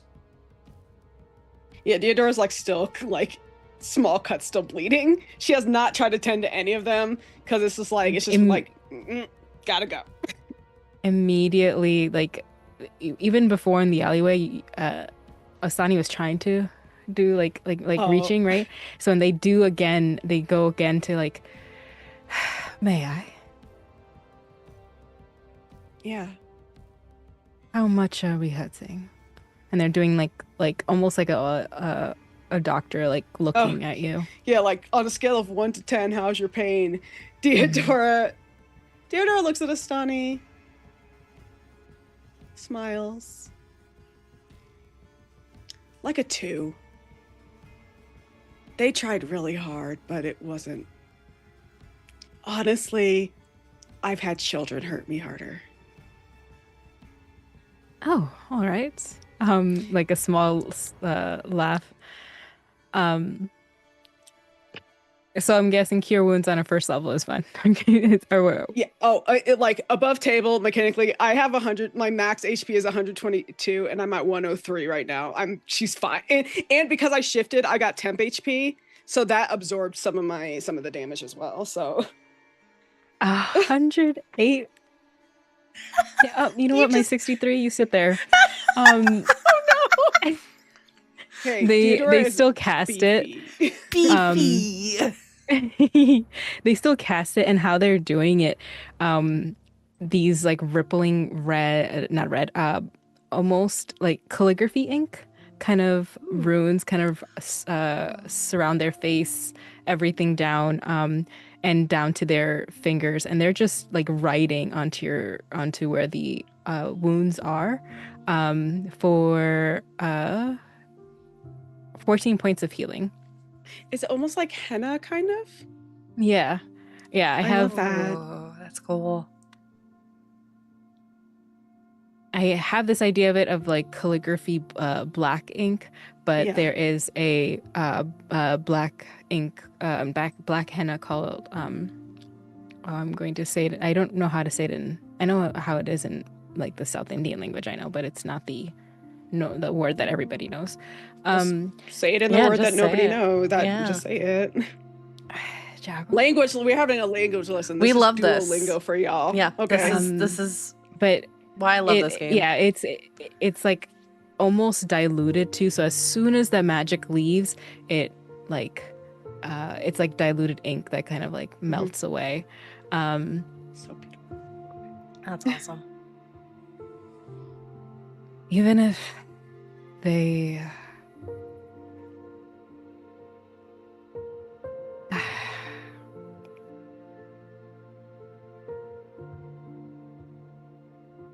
I know that this might not be a safe area, but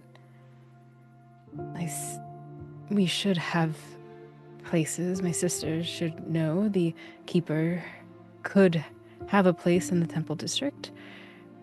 I say we can lean on them for a day of rest and then find secure lodgings the next moment that we can. Lead the way. And Astani, I would say this, that you would be aware of the Vale temples, as well as many of the other temples, just as you brought up earlier in the session, are also all about accessibility, and not everyone can make that trek up to the temple. A lot of people like to worship in their own places and spaces, especially for the elderly or those that might be sick or dying. So you are aware that they call them the ripples. And they're around Jorix. There are these kind of safety zones, much smaller kind of temples. This helps especially when winter hits, when the distribution of food needs to happen, when sickness is especially prevalent.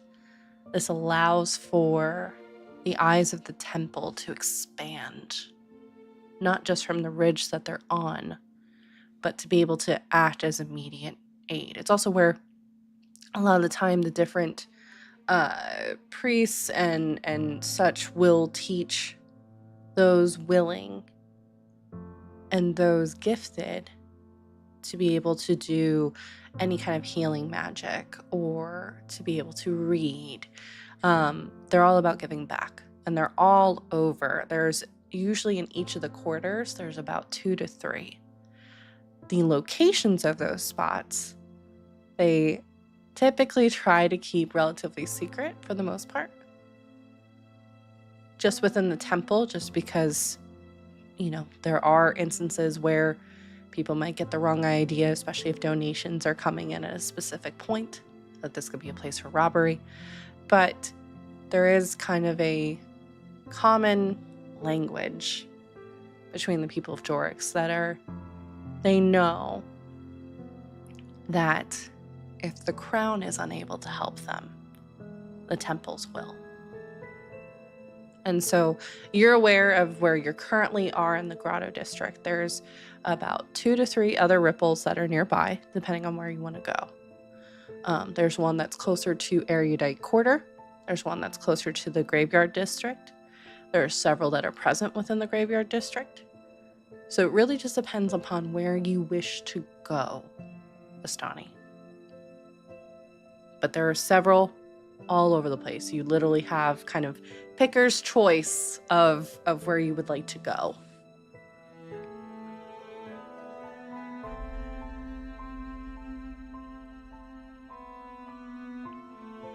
Though they are wanting to go on something that is comfortable and known, especially when heavy things like this, the Graveyard District, like, pings of, like, we could do multiple things at once. Mm-hmm. And then they could also put in a query with that temple about the missing person from the sister temple. Sure. Right? So as they're finishing up and everything goes up, they just like flick their eyes upwards.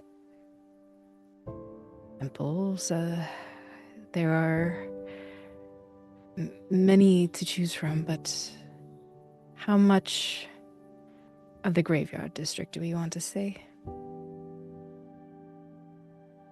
Much do we want to see? We had that during the meeting, correct? Am I remembering that wrong? No, that was correct. No. I'm just making sure we want to see all of it. Good. Then That's where the shadows left, too. When they were chased away from me. well, 2 stones of 1 veil. Let's rest and investigate. Yeah. Can they still see me or no? Or should I not be? And they're just like, am I still invisible? You're invisible, but given our connection to, like, our connection in our minds, well, it's relatively easy to know how far away someone's presence is from you when you can literally feel how far away they're thinking. Good to know. Well, For very example- useful. For Very, example, very useful. I know that if you can hear me speaking to you, you are no more than approximately 60 feet away from me at any given time. They're thinking of, did Rory hear them hum that way up? 100%. We all heard Definitely it. did. We definitely heard it. We just didn't say anything. But their faces just, we're going to pretend that they didn't, and I'm going to believe that with all my might. Well, when we get to the temple, if you can drop the in, I will like to be seen and then get you 2 on board, but if it would be secure to get us inside and then to protect our relationship, our movement, I don't know, if they thought that we wouldn't survive this, whatever it is that they're intending on, and they're looking at the room. We should be What time is it now? Is it day or? It's still the think it's evening. It's night. pretty, Yeah. at this point, I would say probably around 10 or 11 at night, given what's been happening. I remind Oh. you that going to your temple tonight for rest, while probably a comforting idea, all things being considered, is not a safe one. You do have enemies lurking about, and if they find out we're at your temple is in danger nearly immediately. But that's true of any place we go. It is. And Which is why I went to a place that was significantly less recognizable than most other places in the city. I don't know this place, but if you trust it, then here I will follow.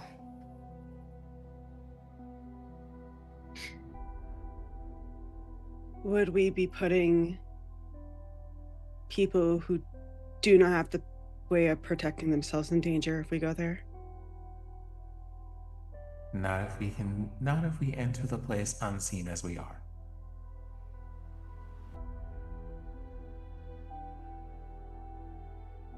Okay. I'm good with either way, as long as nobody's gonna get hurt because of me.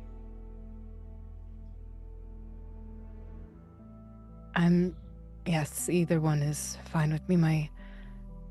My brethren, the rest, they should be capable of fighting if something were to happen, but innocent's still the same. So let's get to rest immediately.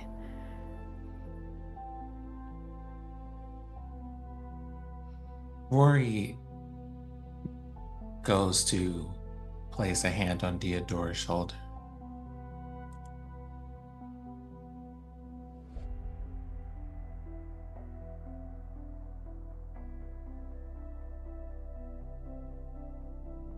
The people who decide to do these things and their decision making are not your fault or your doing. If my presence here is any indicator, it is a thing that is older than me, older than you, and older than most people that we know. Some people just suck. Yes. And that is something you cannot hold yourself personally responsible for. No, I know that. But I can also hold myself responsible for the actions and choices that I make.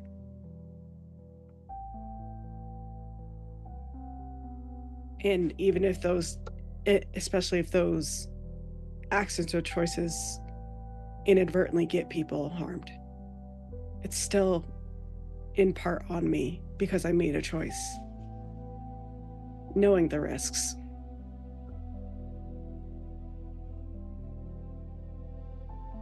That's all. My only caution to that thinking is to remember that the people who are choosing to do bad things to other people and are currently choosing to do bad things to you may or may not have chosen to do those things whether you were here or not. But you are correct in that it is best for us to act wise in a way that does not contribute more of a problem than there needs to be.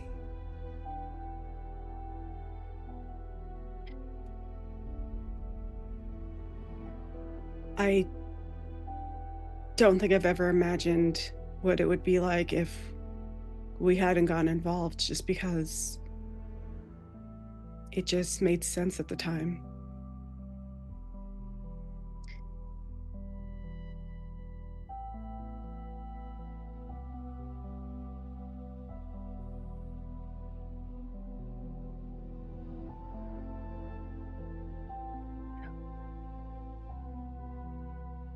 What you get through the telepathic channel is a complicated feeling. It's not regret, but it's wistful. There's a bit of a bit of grief, a lot of just awareness and acceptance that things are kind of what they are.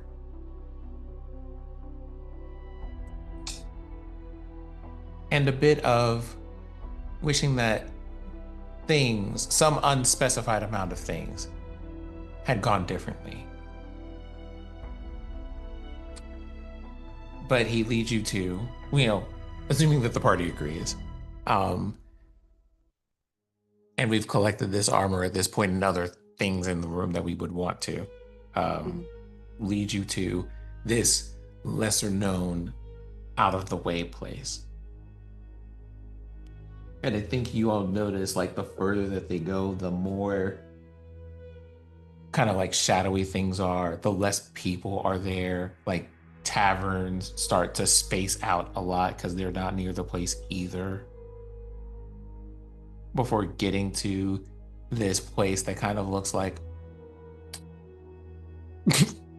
a Motel 6, like one of those hotels that's right next to the airport. Like, the only reason that you're there is maybe to sleep for a couple of hours. It's a goddamn La Quinta. The Jorix La Quinta at the airport. And just so I know, Rory, are you taking them to the inn at Lelon, or are you going elsewhere? I'm trying to change it because now you got it in my head, fair, and now I'm like... I'm taking them to the Lelon. Lelon? Okay. Lelon? Okay. Because that's the place that looks dilapidated, but kind of isn't, just so it just doesn't draw attention and stuff. Correct. It's also the closest of those in your network that you're familiar with. Most of the other ones are a little bit harder to get to. How close is it to the graveyard district? Pretty close. It's just outside of it. Okay. I think as we're walking and as like those feelings that Rory conveyed to me come through, I think he feels like similar feelings coming from Deodora, but also she hasn't yet accepted the part about things being what they are yet, in terms of certain events that have happened that are still fresh for her and that she's still trying to work through.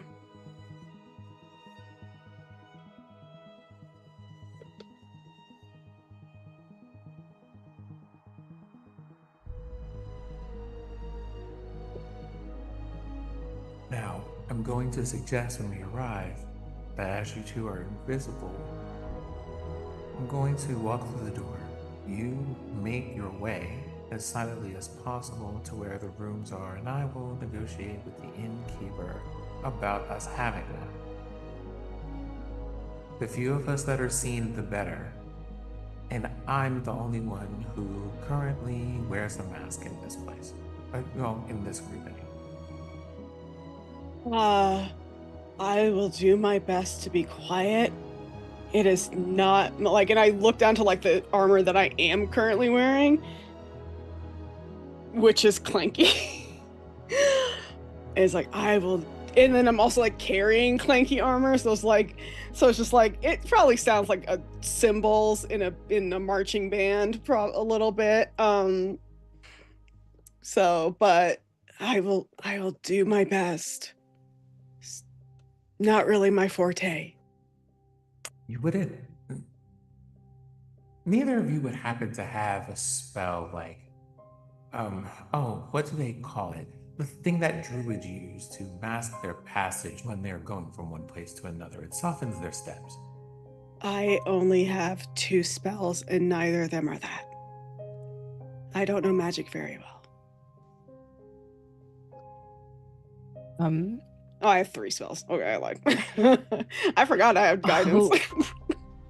Ostani, I posted like the Pinterest idea, but they're in like very ornamental like tassels and things of the veil, like very dressed up, and they're have even jewelry on their their tail, everything. Like they're just like, how do I be quiet? Because I am here for social. Like Yeah.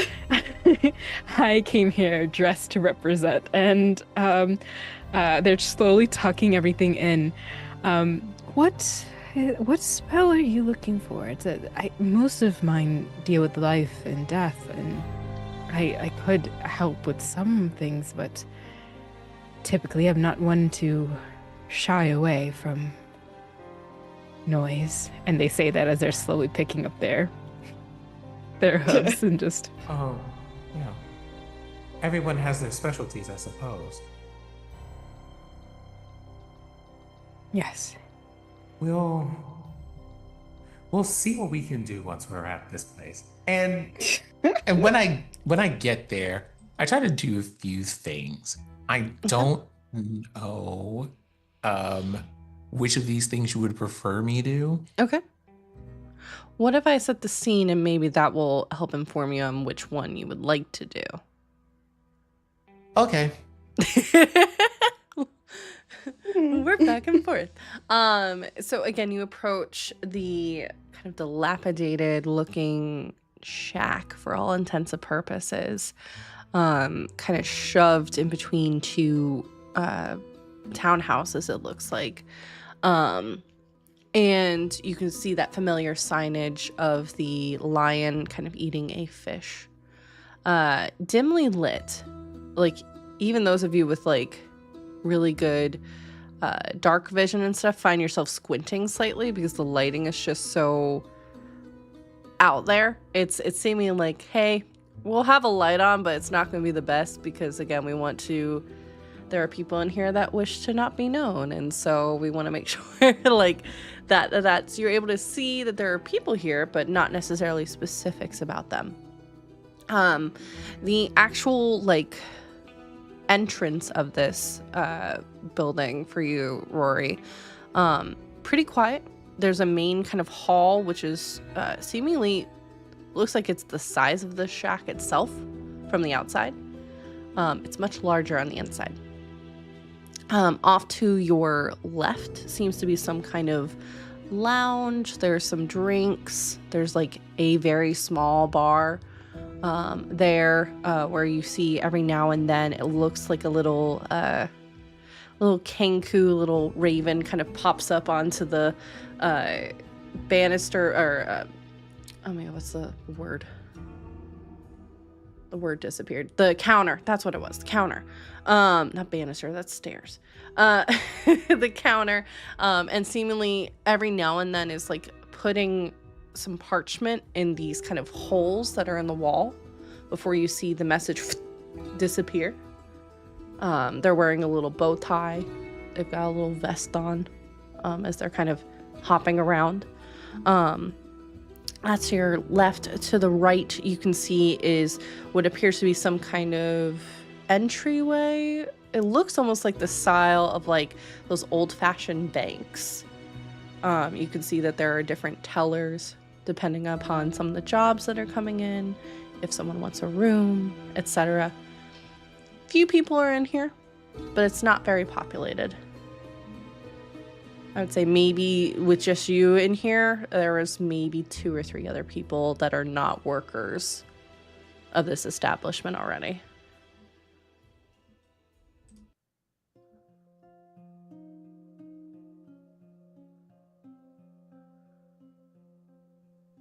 I go to find a person who, like, I'm still looking around. Sure.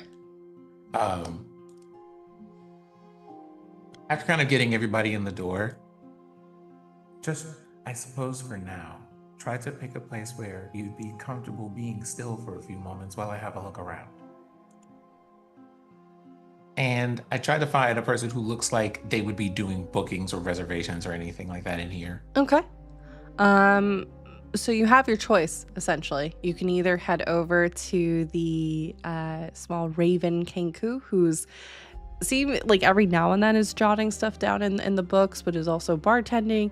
They are one that wears many hats, you can kind of tell, but it allows for them to kind of keep an eye on who is coming in and out of the place, so to speak, and again, keeping privacy for those that are staying. Or you can head over to one of the tellers, but those are typically more so for job stuff. But if you were to take a room out, that would be another place you could go. So you have your two choices. Okay, does the Raven look particularly busy at the moment? He's just hopping around every now and then, kind of jotting things. Is humming ever so slightly, and you can hear as you enter the room, it's very slight. It seems like it's a kind of jazz-esque kind of music that's playing. Very speakeasy vibes. Yes, Okay. exactly. So yes. I head over toward the counter area that the Raven occupies for the most part. Okay. And kind of, you see him at this point is just... And like, because we're in a room with shadows, I'm pretty sure no one's going to mind if I drop the, like, it's not going to be easily visible. No. If I let go of the hold of the invisibility spell on myself. Correct. So it looks like I'm just stepping out of like the shadows, and you just have a hood, you have the mask on, the like kind of like scarf, and all of these like flowing clothes. And he doesn't seem surprised at all. He seems to have like almost noted when you walked through the door, but just didn't say anything until you announced yourself, so to speak. So, he does not seem surprised at all. Whatsoever. Let's see, and he'll kind of look over in your direction and... Can I trouble you for a room for 3? Oh yeah, what is your name and how can I help you today? As he kind of you see him still kind of milling about the the bar, as he's moving messages around and still kind of allocating a couple things, cleaning a glass. Seems to still be trying to... You would pick this up more so putting the airs of performance on, like this is a nonchalant conversation between a bartender and someone who just wants to pick up a drink for the night and maybe share their sorrows or joys, and that's it. But his kind of eyes lock on yours for a second, and you get a better look. This Raven is about... And he is lily hopping around. He's about 2 feet tall, and wearing a little vest, little tie, bright green eyes, friendly. And you see that he's got a jagged kind of scar that goes down one eye, and that eye you can see is like a bright kind of milky white. Seems to have can clearly still see you, but just not as well as he used to. You would know, you've seen this figure around this space before, that this is Benji the bartender. It's been a while since you've popped in. I was wondered if you were a ghost or what. Well, at least for a little while, I need to be one. So I couldn't have thought of anybody's care to be in more so than yours. It's an honor as always to help you out, my boy. So, and he kind of peeks around real quick. So what kind of mess are we getting into today? Nothing today.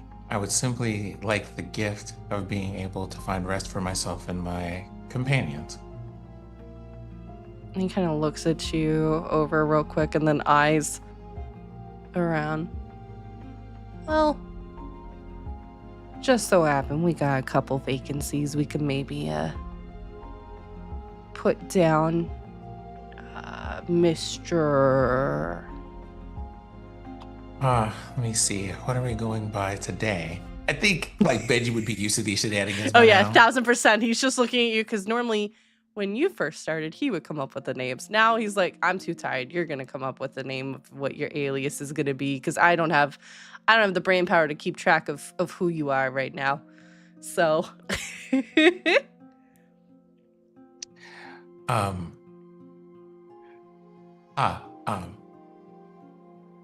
you may call me Ruben. Reuben.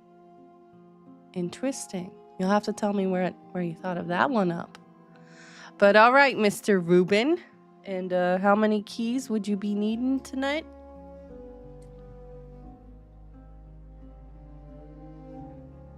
I can't imagine that we'll need more than one, but there are going to be 3 of us if that's not an issue. No issue. How many keys would you recommend for that? I would say the one. We can, whoopsies. And she, like, spills some ink real quick. It looks like one of our suites opened up for you, Mr. Reuben. So I think we can make this work perfectly, if I'm being absolutely honest with you. That's fantastic. And you see me very stealthily, like, if you need me to roll for this, I'll absolutely do it. But just for flavor, stealthily using mending to fix the ink spillage. Oh, that won't be necessary, as he, like, it cleans up and he immediately spills the bottle right over again. I appreciate your all this, as he just gestures at you, but trust all this expertise that you'll be in good care tonight, Mr. Reuben, and with your good company, of course. Send my regards to your boss. Yeah, he's still in touch?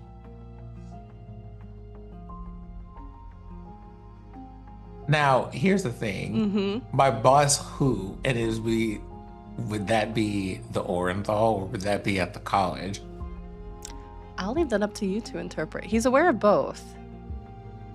So, but I'll leave that up to you to interpret.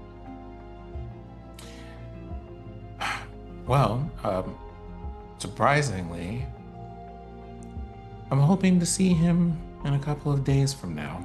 Oh, well, give him my best and let him know he still owes me 20 gold. None of that. Bad at cards, man. Skipped out the last time. Only 20. I am surprised you let him get off so easy. Well, it was more, but then he did a couple jobs. So he took it off the tab, but he's still short 20 gold.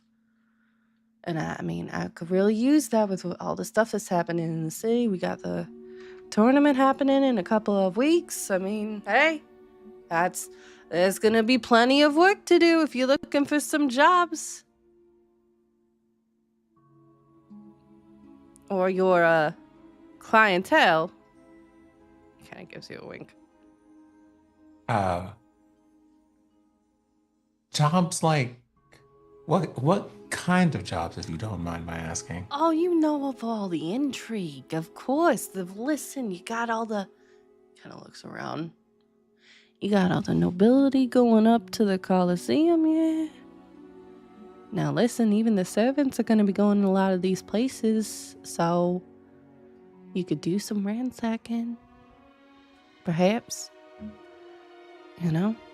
Listen, there's a lot of people that are very upset with what's going on right now with the food shortages, and then you got the stuff happening in the harbor.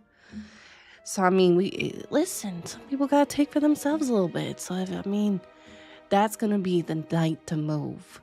It's going to be that night. Fair enough. I hadn't thought about... I've heard some rumors in the town, and the first thing I thought was, now who the hell would have a tournament for 5,000 gold in a place like this? But here we are. Listen, I'm my imagining, and it's kind of brilliant, right? If they do it right, listen, they're gonna have that jackpot for the winners of whoever's gonna win the damn tournament, right? But then they got all this money coming in from everybody that's gonna be betting on these people, right? Plenty of pockets are gonna be full or wanting. I guarantee you our services are also gonna be picked up with the amount of people that are gonna be wanting to get out of this town. Want to skip out on that coin?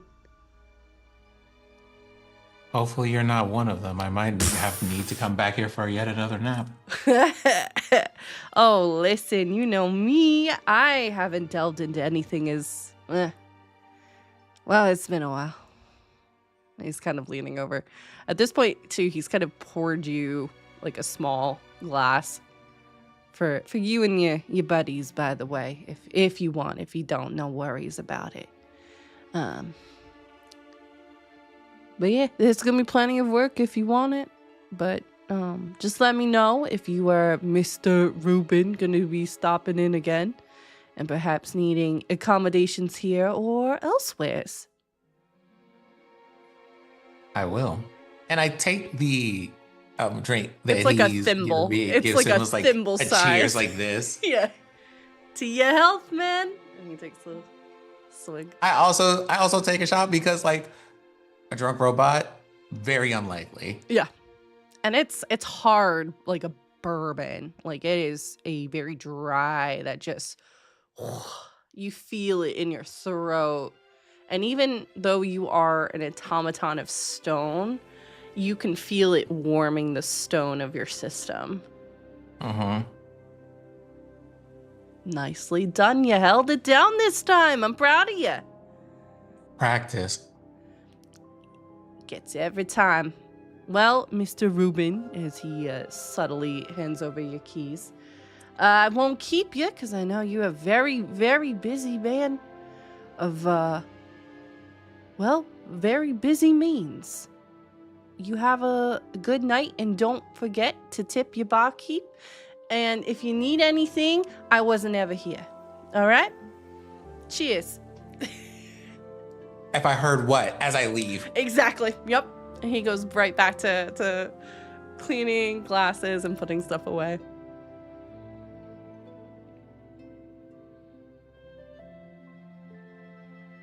There is a moment that Rory is just kind of like,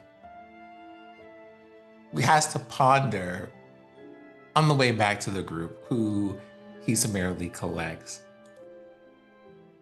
Everyone, I think we will be just fine. And releases the invisibility magic from the group. It just looks like, again, they're surrounded by like a fairly low lit room, so it doesn't draw like a lot of attention. They're just present in places and people weren't really paying attention like that, or for the most part. Also, there's only like 3 people in here. Yeah, there really And it's wasn't just that kind many. of like, I feel like at some point,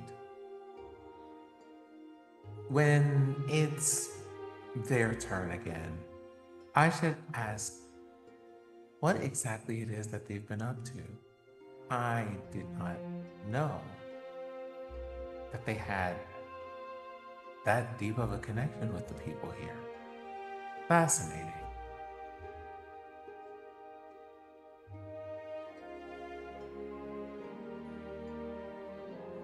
Anyway, we have a room and a rest and a guarantee of privacy and also some pretty interesting information for later. We couldn't hear that conversation, right? Where we were just No. making sure. It was like when Rory went into that room, it was like all of the sound kind of disappeared, minus the kind of speakeasy jazz that was playing. They were talking so quietly, as well as, and I think Rory, you picked up on this a second later, they were speaking in Thieves' Cant. So even if you had her, you may not have understood it. So to you, it would have sounded like normal conversation of like, great day we're having. Did you catch the ball game? Like very like just chill, common conversation. How's the job? How's the wife? But interwoven in all of that is all this Thieves' Cant that was popping off between the two of them. Yay, Thieves' Camp. Do that more in your games. Well, I think someone who, I guess, deals in some ways in secrets. I can't imagine somebody like that not being connected to the people. I feel like when you get into, this place was set up to protect others, right? To harbor them.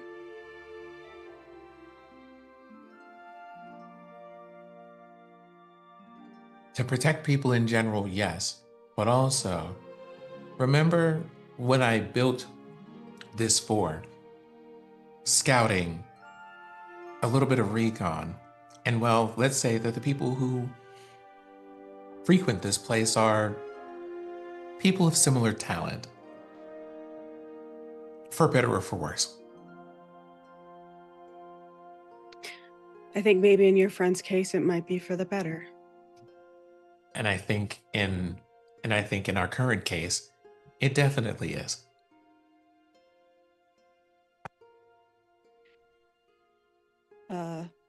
Let's go to the room. All right. You head up to the room. And as you open the door, it's not the nicest of taverns you've ever stayed in, but it has everything that you need in order to relax for the evening. There are several beds. This kind of suite, I say more so in parentheses, as it is one side of the room is kind of split up with these large kind of folded curtains that go around the beds, offering up privacy. There is a dining table. There is what appears to be a chimney, like a hearth, that as soon as you walk in, the fire kind of turns on, so to speak. There's a kitchenette area as well as a bathroom. Pretty large, I would say. In comparison to where you were staying before, it's probably double the size of Deodora, Blackstone, your room at the Crooked Chimney, plus the bathroom. So, fair amount of room. And you do see that there are accommodations set up for our lovely centaur. I was about to ask that. I was Yep. about to ask, like, okay, what about our horse boo? Like, There are accommodations for Astani, for you to be comfortable. There's several couches in this kind of little lounge area right by the fireplace, hearth, chimney, whatever you want to call it. There is a little bit of light music that's playing in the background. Again, more so it seems like to offer the safety of sound versus the silence.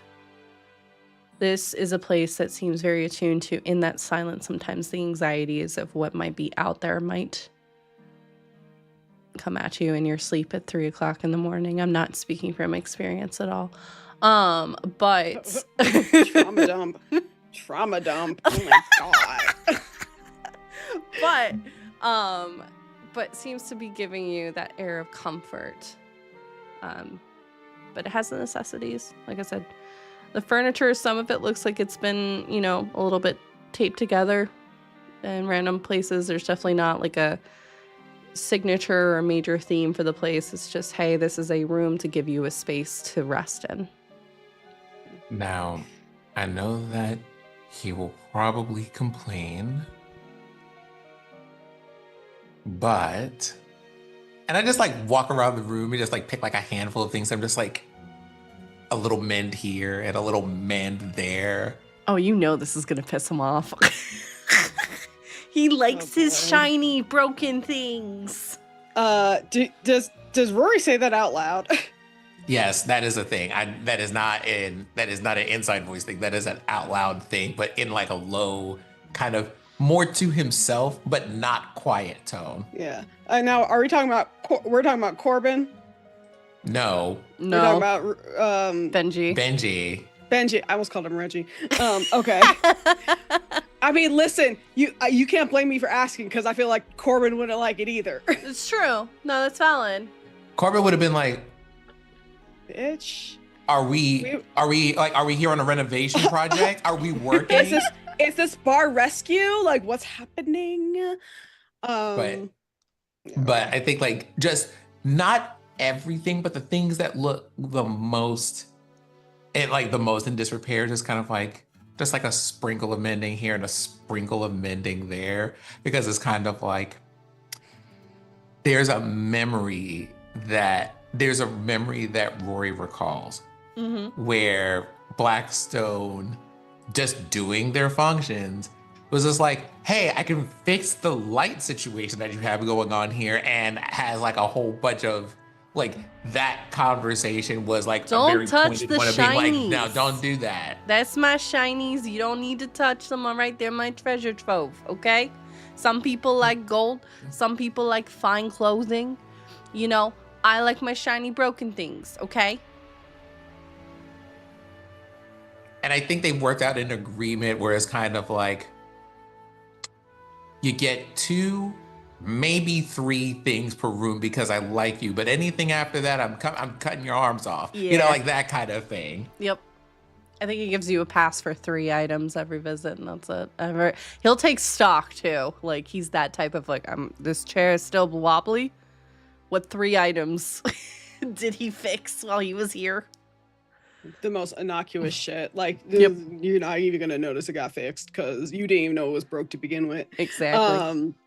I think as Rory's doing this, Deodora's getting settled to the room, putting the shift weave armor in. Is there like there's like a wardrobe or something? There's a in chest this at the room, foot or- of the bed. Okay. Yeah. I think she puts it in there, but she also takes off like the armor that she's wearing currently and puts it in there as well, and kind of just contemplates both of them. Sure. Let's start Like, with not sure what Yeah. to do. Sorry. You're fine. Astani, what are you up to? They are getting comfortable, and I think they're not used to the new surroundings. So they're just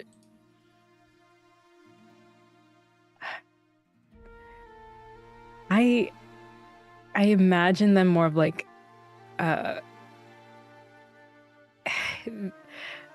kind of like aristocrat, like slash like someone who's been at the temple for too long. So they're kind of like, yes, this is field work. We like, what is it, like we are in the field, we're doing this, we're in mission. How do I act? And trying to get used to everything. Because and then they're thinking of they're just slowly taking the stuff out of their bags and emptying them of like things that are not useful, and possibly like, what is it, allowing Sakali to be free and just, oh well, no, hold on. Sakali hold on, immediately has zoomies and is best behavior, best behavior. No. Still in training. Sparky immediately. Oh, zoomies? What? Just see the 2 barreling around. In order to help contain the zoomies, I take dancing light. I cast dancing lights in the form like of a small squirrel that then takes just like it's like a iridescent multicolored squirrel that just runs around in a particular spot in the room.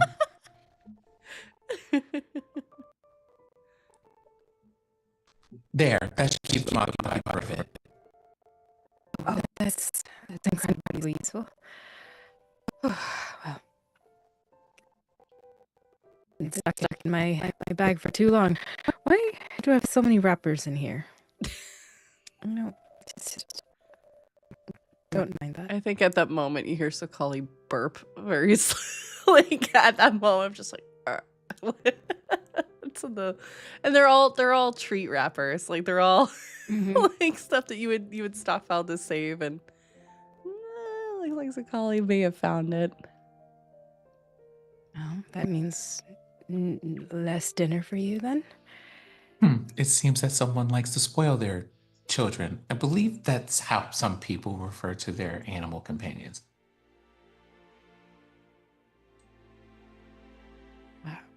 Guilty. I tend to have a belief or feeling, or I guess impulse. I don't know. Some people think of it as a flaw or I don't know. If one is giving you their short span of life and cannot choose anything, I'd say this is just... Yes, I like to spoil them. I think Theodora kind of gives Rory a side eye.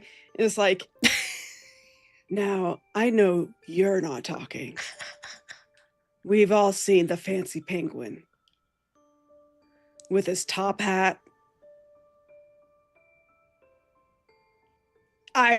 We've actively participated in fashion shows for your familiar. You were not in a fashion show for shows. my familiar. You were in a fashion show with Blackstone's familiar. And that is why Corbin is currently in the familiar dimension. I do not have patience for these things. Uh-huh. Oh shit. This is like That was the puzzle their piece. child. That was the puzzle piece that's been missing for me. I'm like, but why? Like, oh, there we go. Sorry. Oh, well, Wow. I will ask you that question later. Yeah. But it's kind of like, to be clear, do not have the patience for any of this nonsense and shenanigans. And that is why Corbin is over there.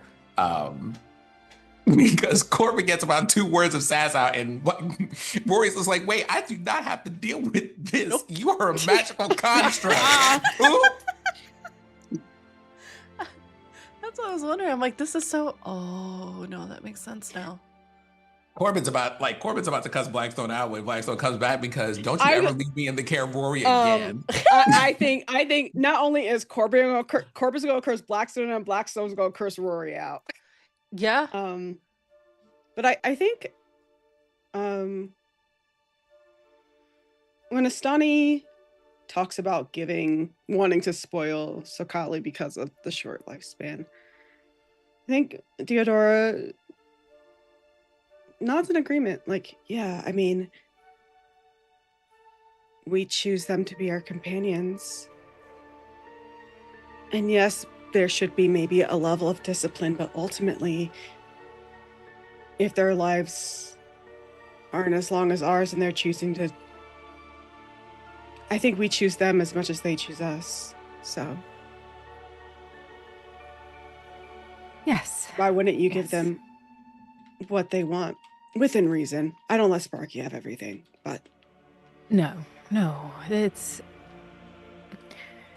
I see it as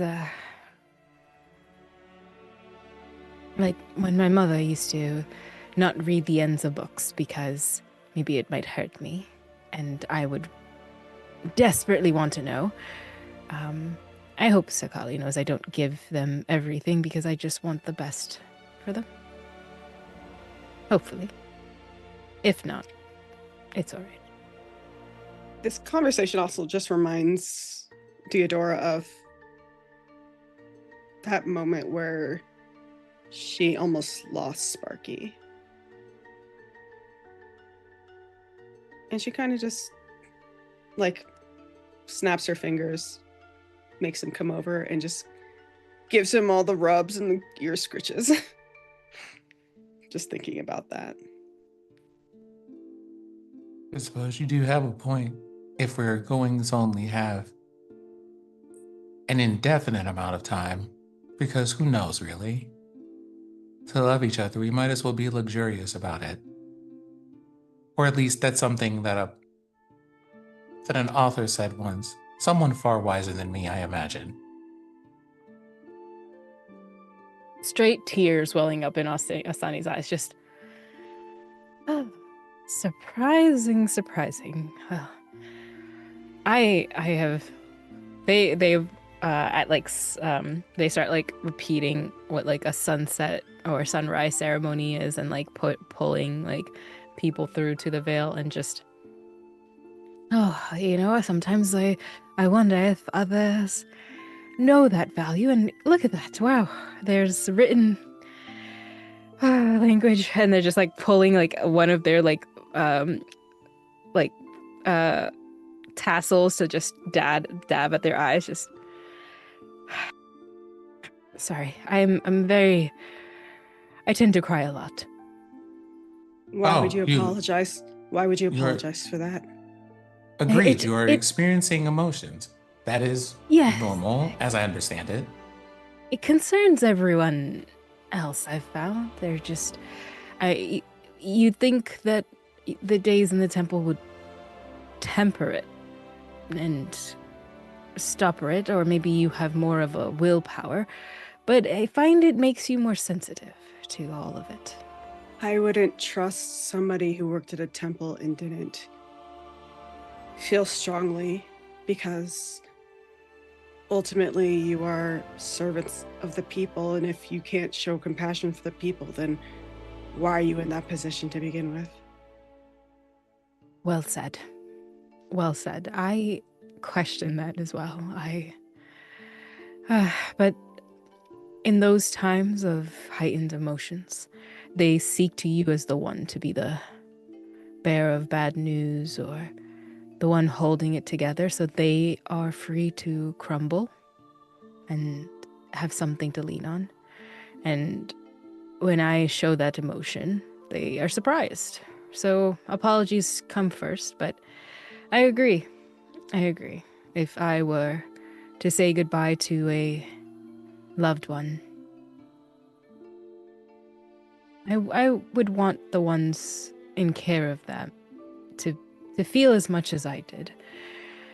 Well, I must, I have to write that down. And they will, from their book, they'll have a little notebook, and they literally quickly write, just in writing.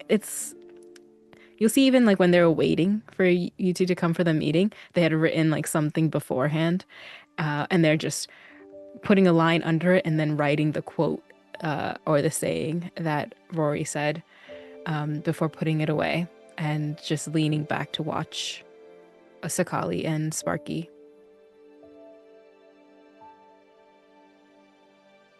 And you see the two of them have very quickly become fast friends. At this moment, after the zoomies have kind of puttered out, you can see that Sparky has kind of laid on the ground in front of the hearth. And so Kali has, after almost looking at Sparky in the eye to ask for permission, climbs up Sparky's shoulder and settles in between Sparky's shoulder blades.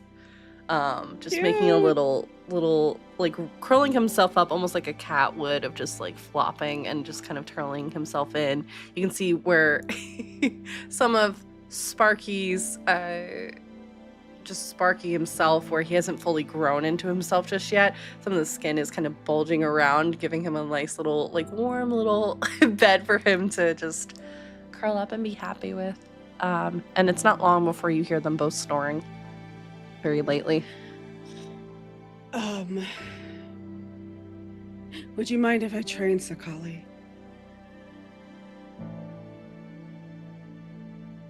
I apologize. I thought there was more to the sentence. Are you sure? Because the word is try to.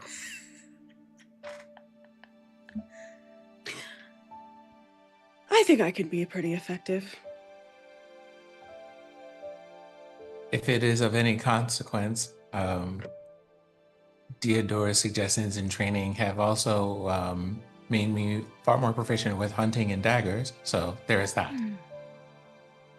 Well, please, feel free.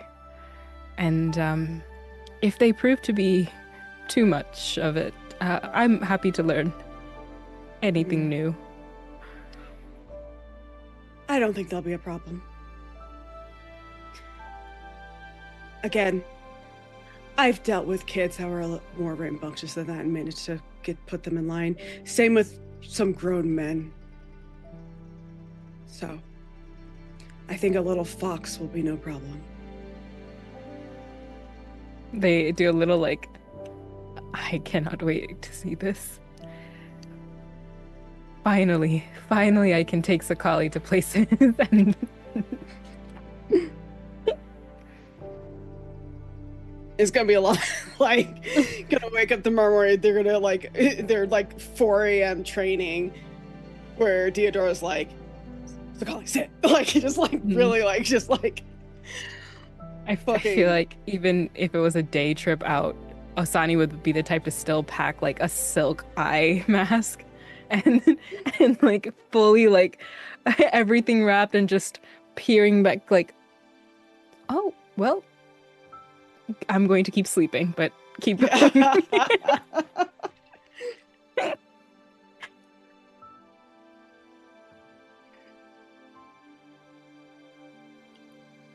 And I think the conversation slowly ebbs, unless there's anything else you all would like to say. And you head to sleep. And for the most part, it's a restful evening. It's a new place, so I think a few of you are adjusting to that for some of you. Some of you are still probably on high alert. There's not a need for being on watch. Especially, you know this, Rory. This is a very secure place. And because they have music playing in each of the rooms, it also somewhat acts as a warning system should anything happen. But Astani, where do you go when you dream?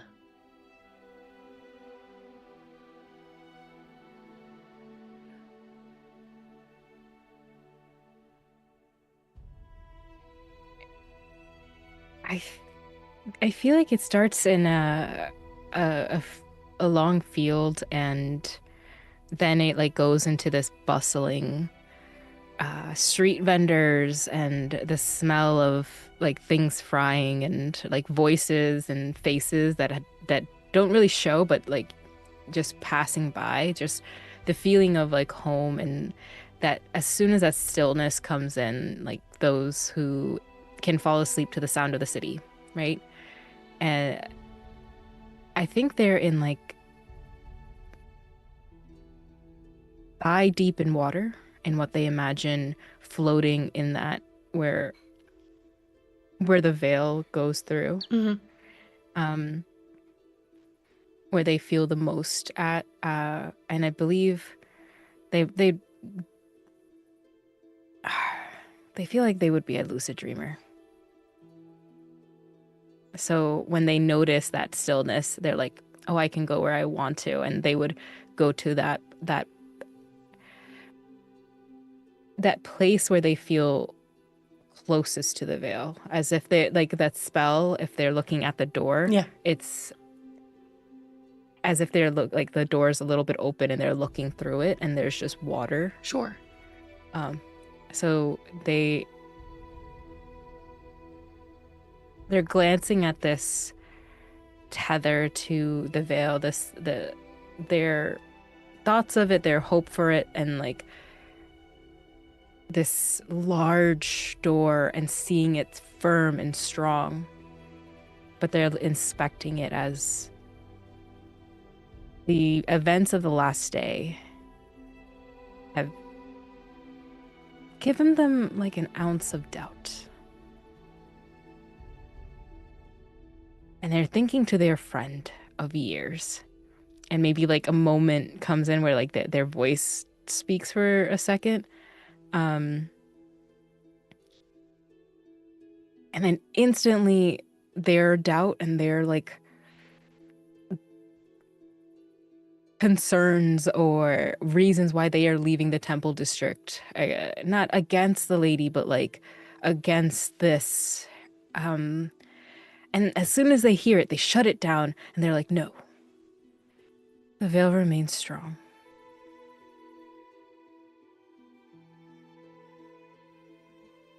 I think you repeat that to yourself a couple times. The veil remains strong. The veil remains strong. But oftentimes, what happens when we dream, again, and as you mentioned too, the events of the day, and indeed you've had an incredibly long day, from waking up this morning and getting ready to do your normal sunrise to being chosen by the veil for this unique task, to everything in between. What comes to mind as your mind lingers wandering is you find yourself amongst a sea of stars. You know this to be the veil itself. a different perspective, the side of when you have or in that intermediary area. For you are a constellation upon yourself, guiding whatever souls to where they need to go next, whatever the beyond is. And in this moment, you can see, kind of looking up, the constellations as well of those at the temple as they move around you. It looks almost like these 2 new comets that have come in. One of kind of ink and gold with hints of, you get like the image of laughter for a second, but also sorrow of that light. And then another which is more divisive because it's 2 combined into one. A red, not like an angry red, more of like the red of a sunrise, and a purple, a violet. And as these 2 kind of slowly come in, they also enter into your constellation, your solar system of sorts, as they start moving around you. And ever so present, what's keeping your constellation afloat is this thread that ties you to the main line, the way line itself, leading back to the veil. And as you see all of this, you feel for a moment, almost on your shoulders where your veil is present, familiar hands leaning forward, giving a very light pressure. You've got this, my star. And that's where we're going to end today's episode. Yay! Okay, y'all.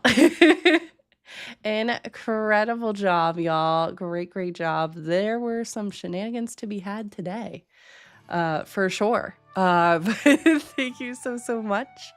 I have been your storyteller, D&D Jordan Lee, she, they pronouns. And I'm going to go ahead and pass it off to my incredible Cass. And please, Cass, if you have any announcements you would like to make as well, now's the time to do it. I'm going to popcorn it over to Sin.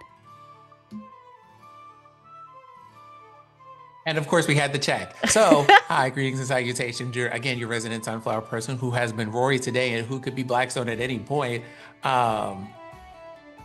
Doing the player, producer, narrative writer things here in Tabletop Space. You can also find me with the Tech Talk crew on the Major Linux channel at 8 p.m. where I am ranting about either the tech industry or the gaming industry or the streaming and content creator space because, child, they're going to feed me material forever. Here on Saturdays, hanging out with this lovely group of people. And on Thursdays at 8 p.m. Eastern, are airing episodes of Gifts of Fear, Arcane Core Gifts of Fear, with other Cider Studios. This past week was episode 1 officially. There was a prologue before that, and I believe both of those episodes are on YouTube. So if you are here for the vibes appropriate for October of things being a little bit scary, a little bit creepy, and maybe just a little bit of intrigue and content warning spiders, you know what? Go ahead, get into it. I am also joined by the person I'm about to pass the baton to on that particular show, Maz. Yay. Also, if you're a fan of Magnus Archives, it's really good. 4 people already saw the story and was like, I'm a fan. And I'm like, then you should go check this out. On Tuesdays. Exactly. It's so good. And it's one of my favorite characters this year. And I already missed them. The awesome thing is that you can see all my stuff and things I'm on. I'm pretty packed for October. So if you follow my socials anywhere at It's Mozzarella or Mozzarella on YouTube or Blue Sky, I believe. You can see it all. Starcrawl is finishing up the Between, I believe it was today, and then the One Ring will be starting up in 2 weeks with an awesome cast. We have Vason, sponsored by like Free League, and like we're going to like try and put that out by November, which is really cool. And if you're thinking Vason and Nordic folklore and horror, maybe add a vampire. Maybe some things are out there. Kind of story that they are playing in. And tomorrow I'll be on Forgotten Adventures before we go on break for a week while I travel, while everyone travels for different cons and things.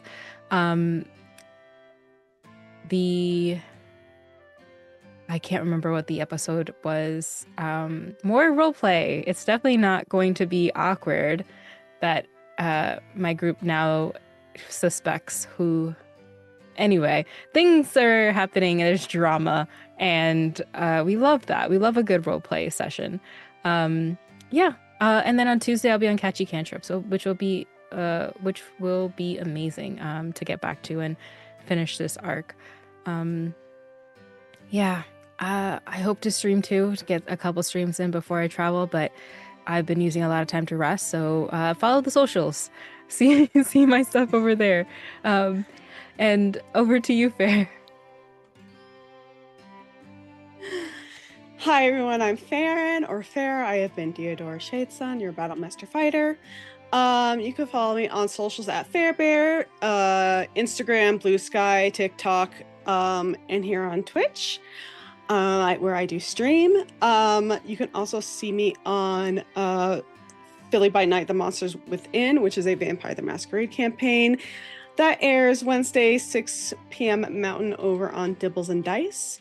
You could will be seeing me sometime this month. I think within the next, at the end of the month, we will start dropping episodes of Tales of the Valiant, Passages Through Lost Places.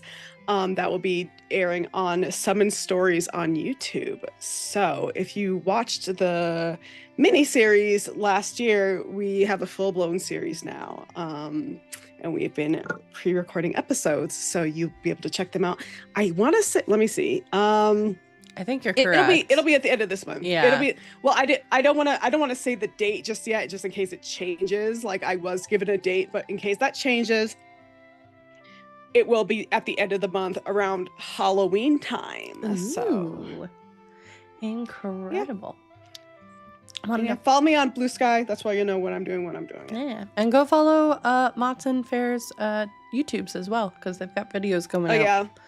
Follow the socials that Jordan manages for me, TikTok and YouTube. My YouTube is Fairbear Games. There you go. And TikTok is just Fairbear. Yeah. But go follow those. Jordan does does everything for those. So, go like Jordan's work.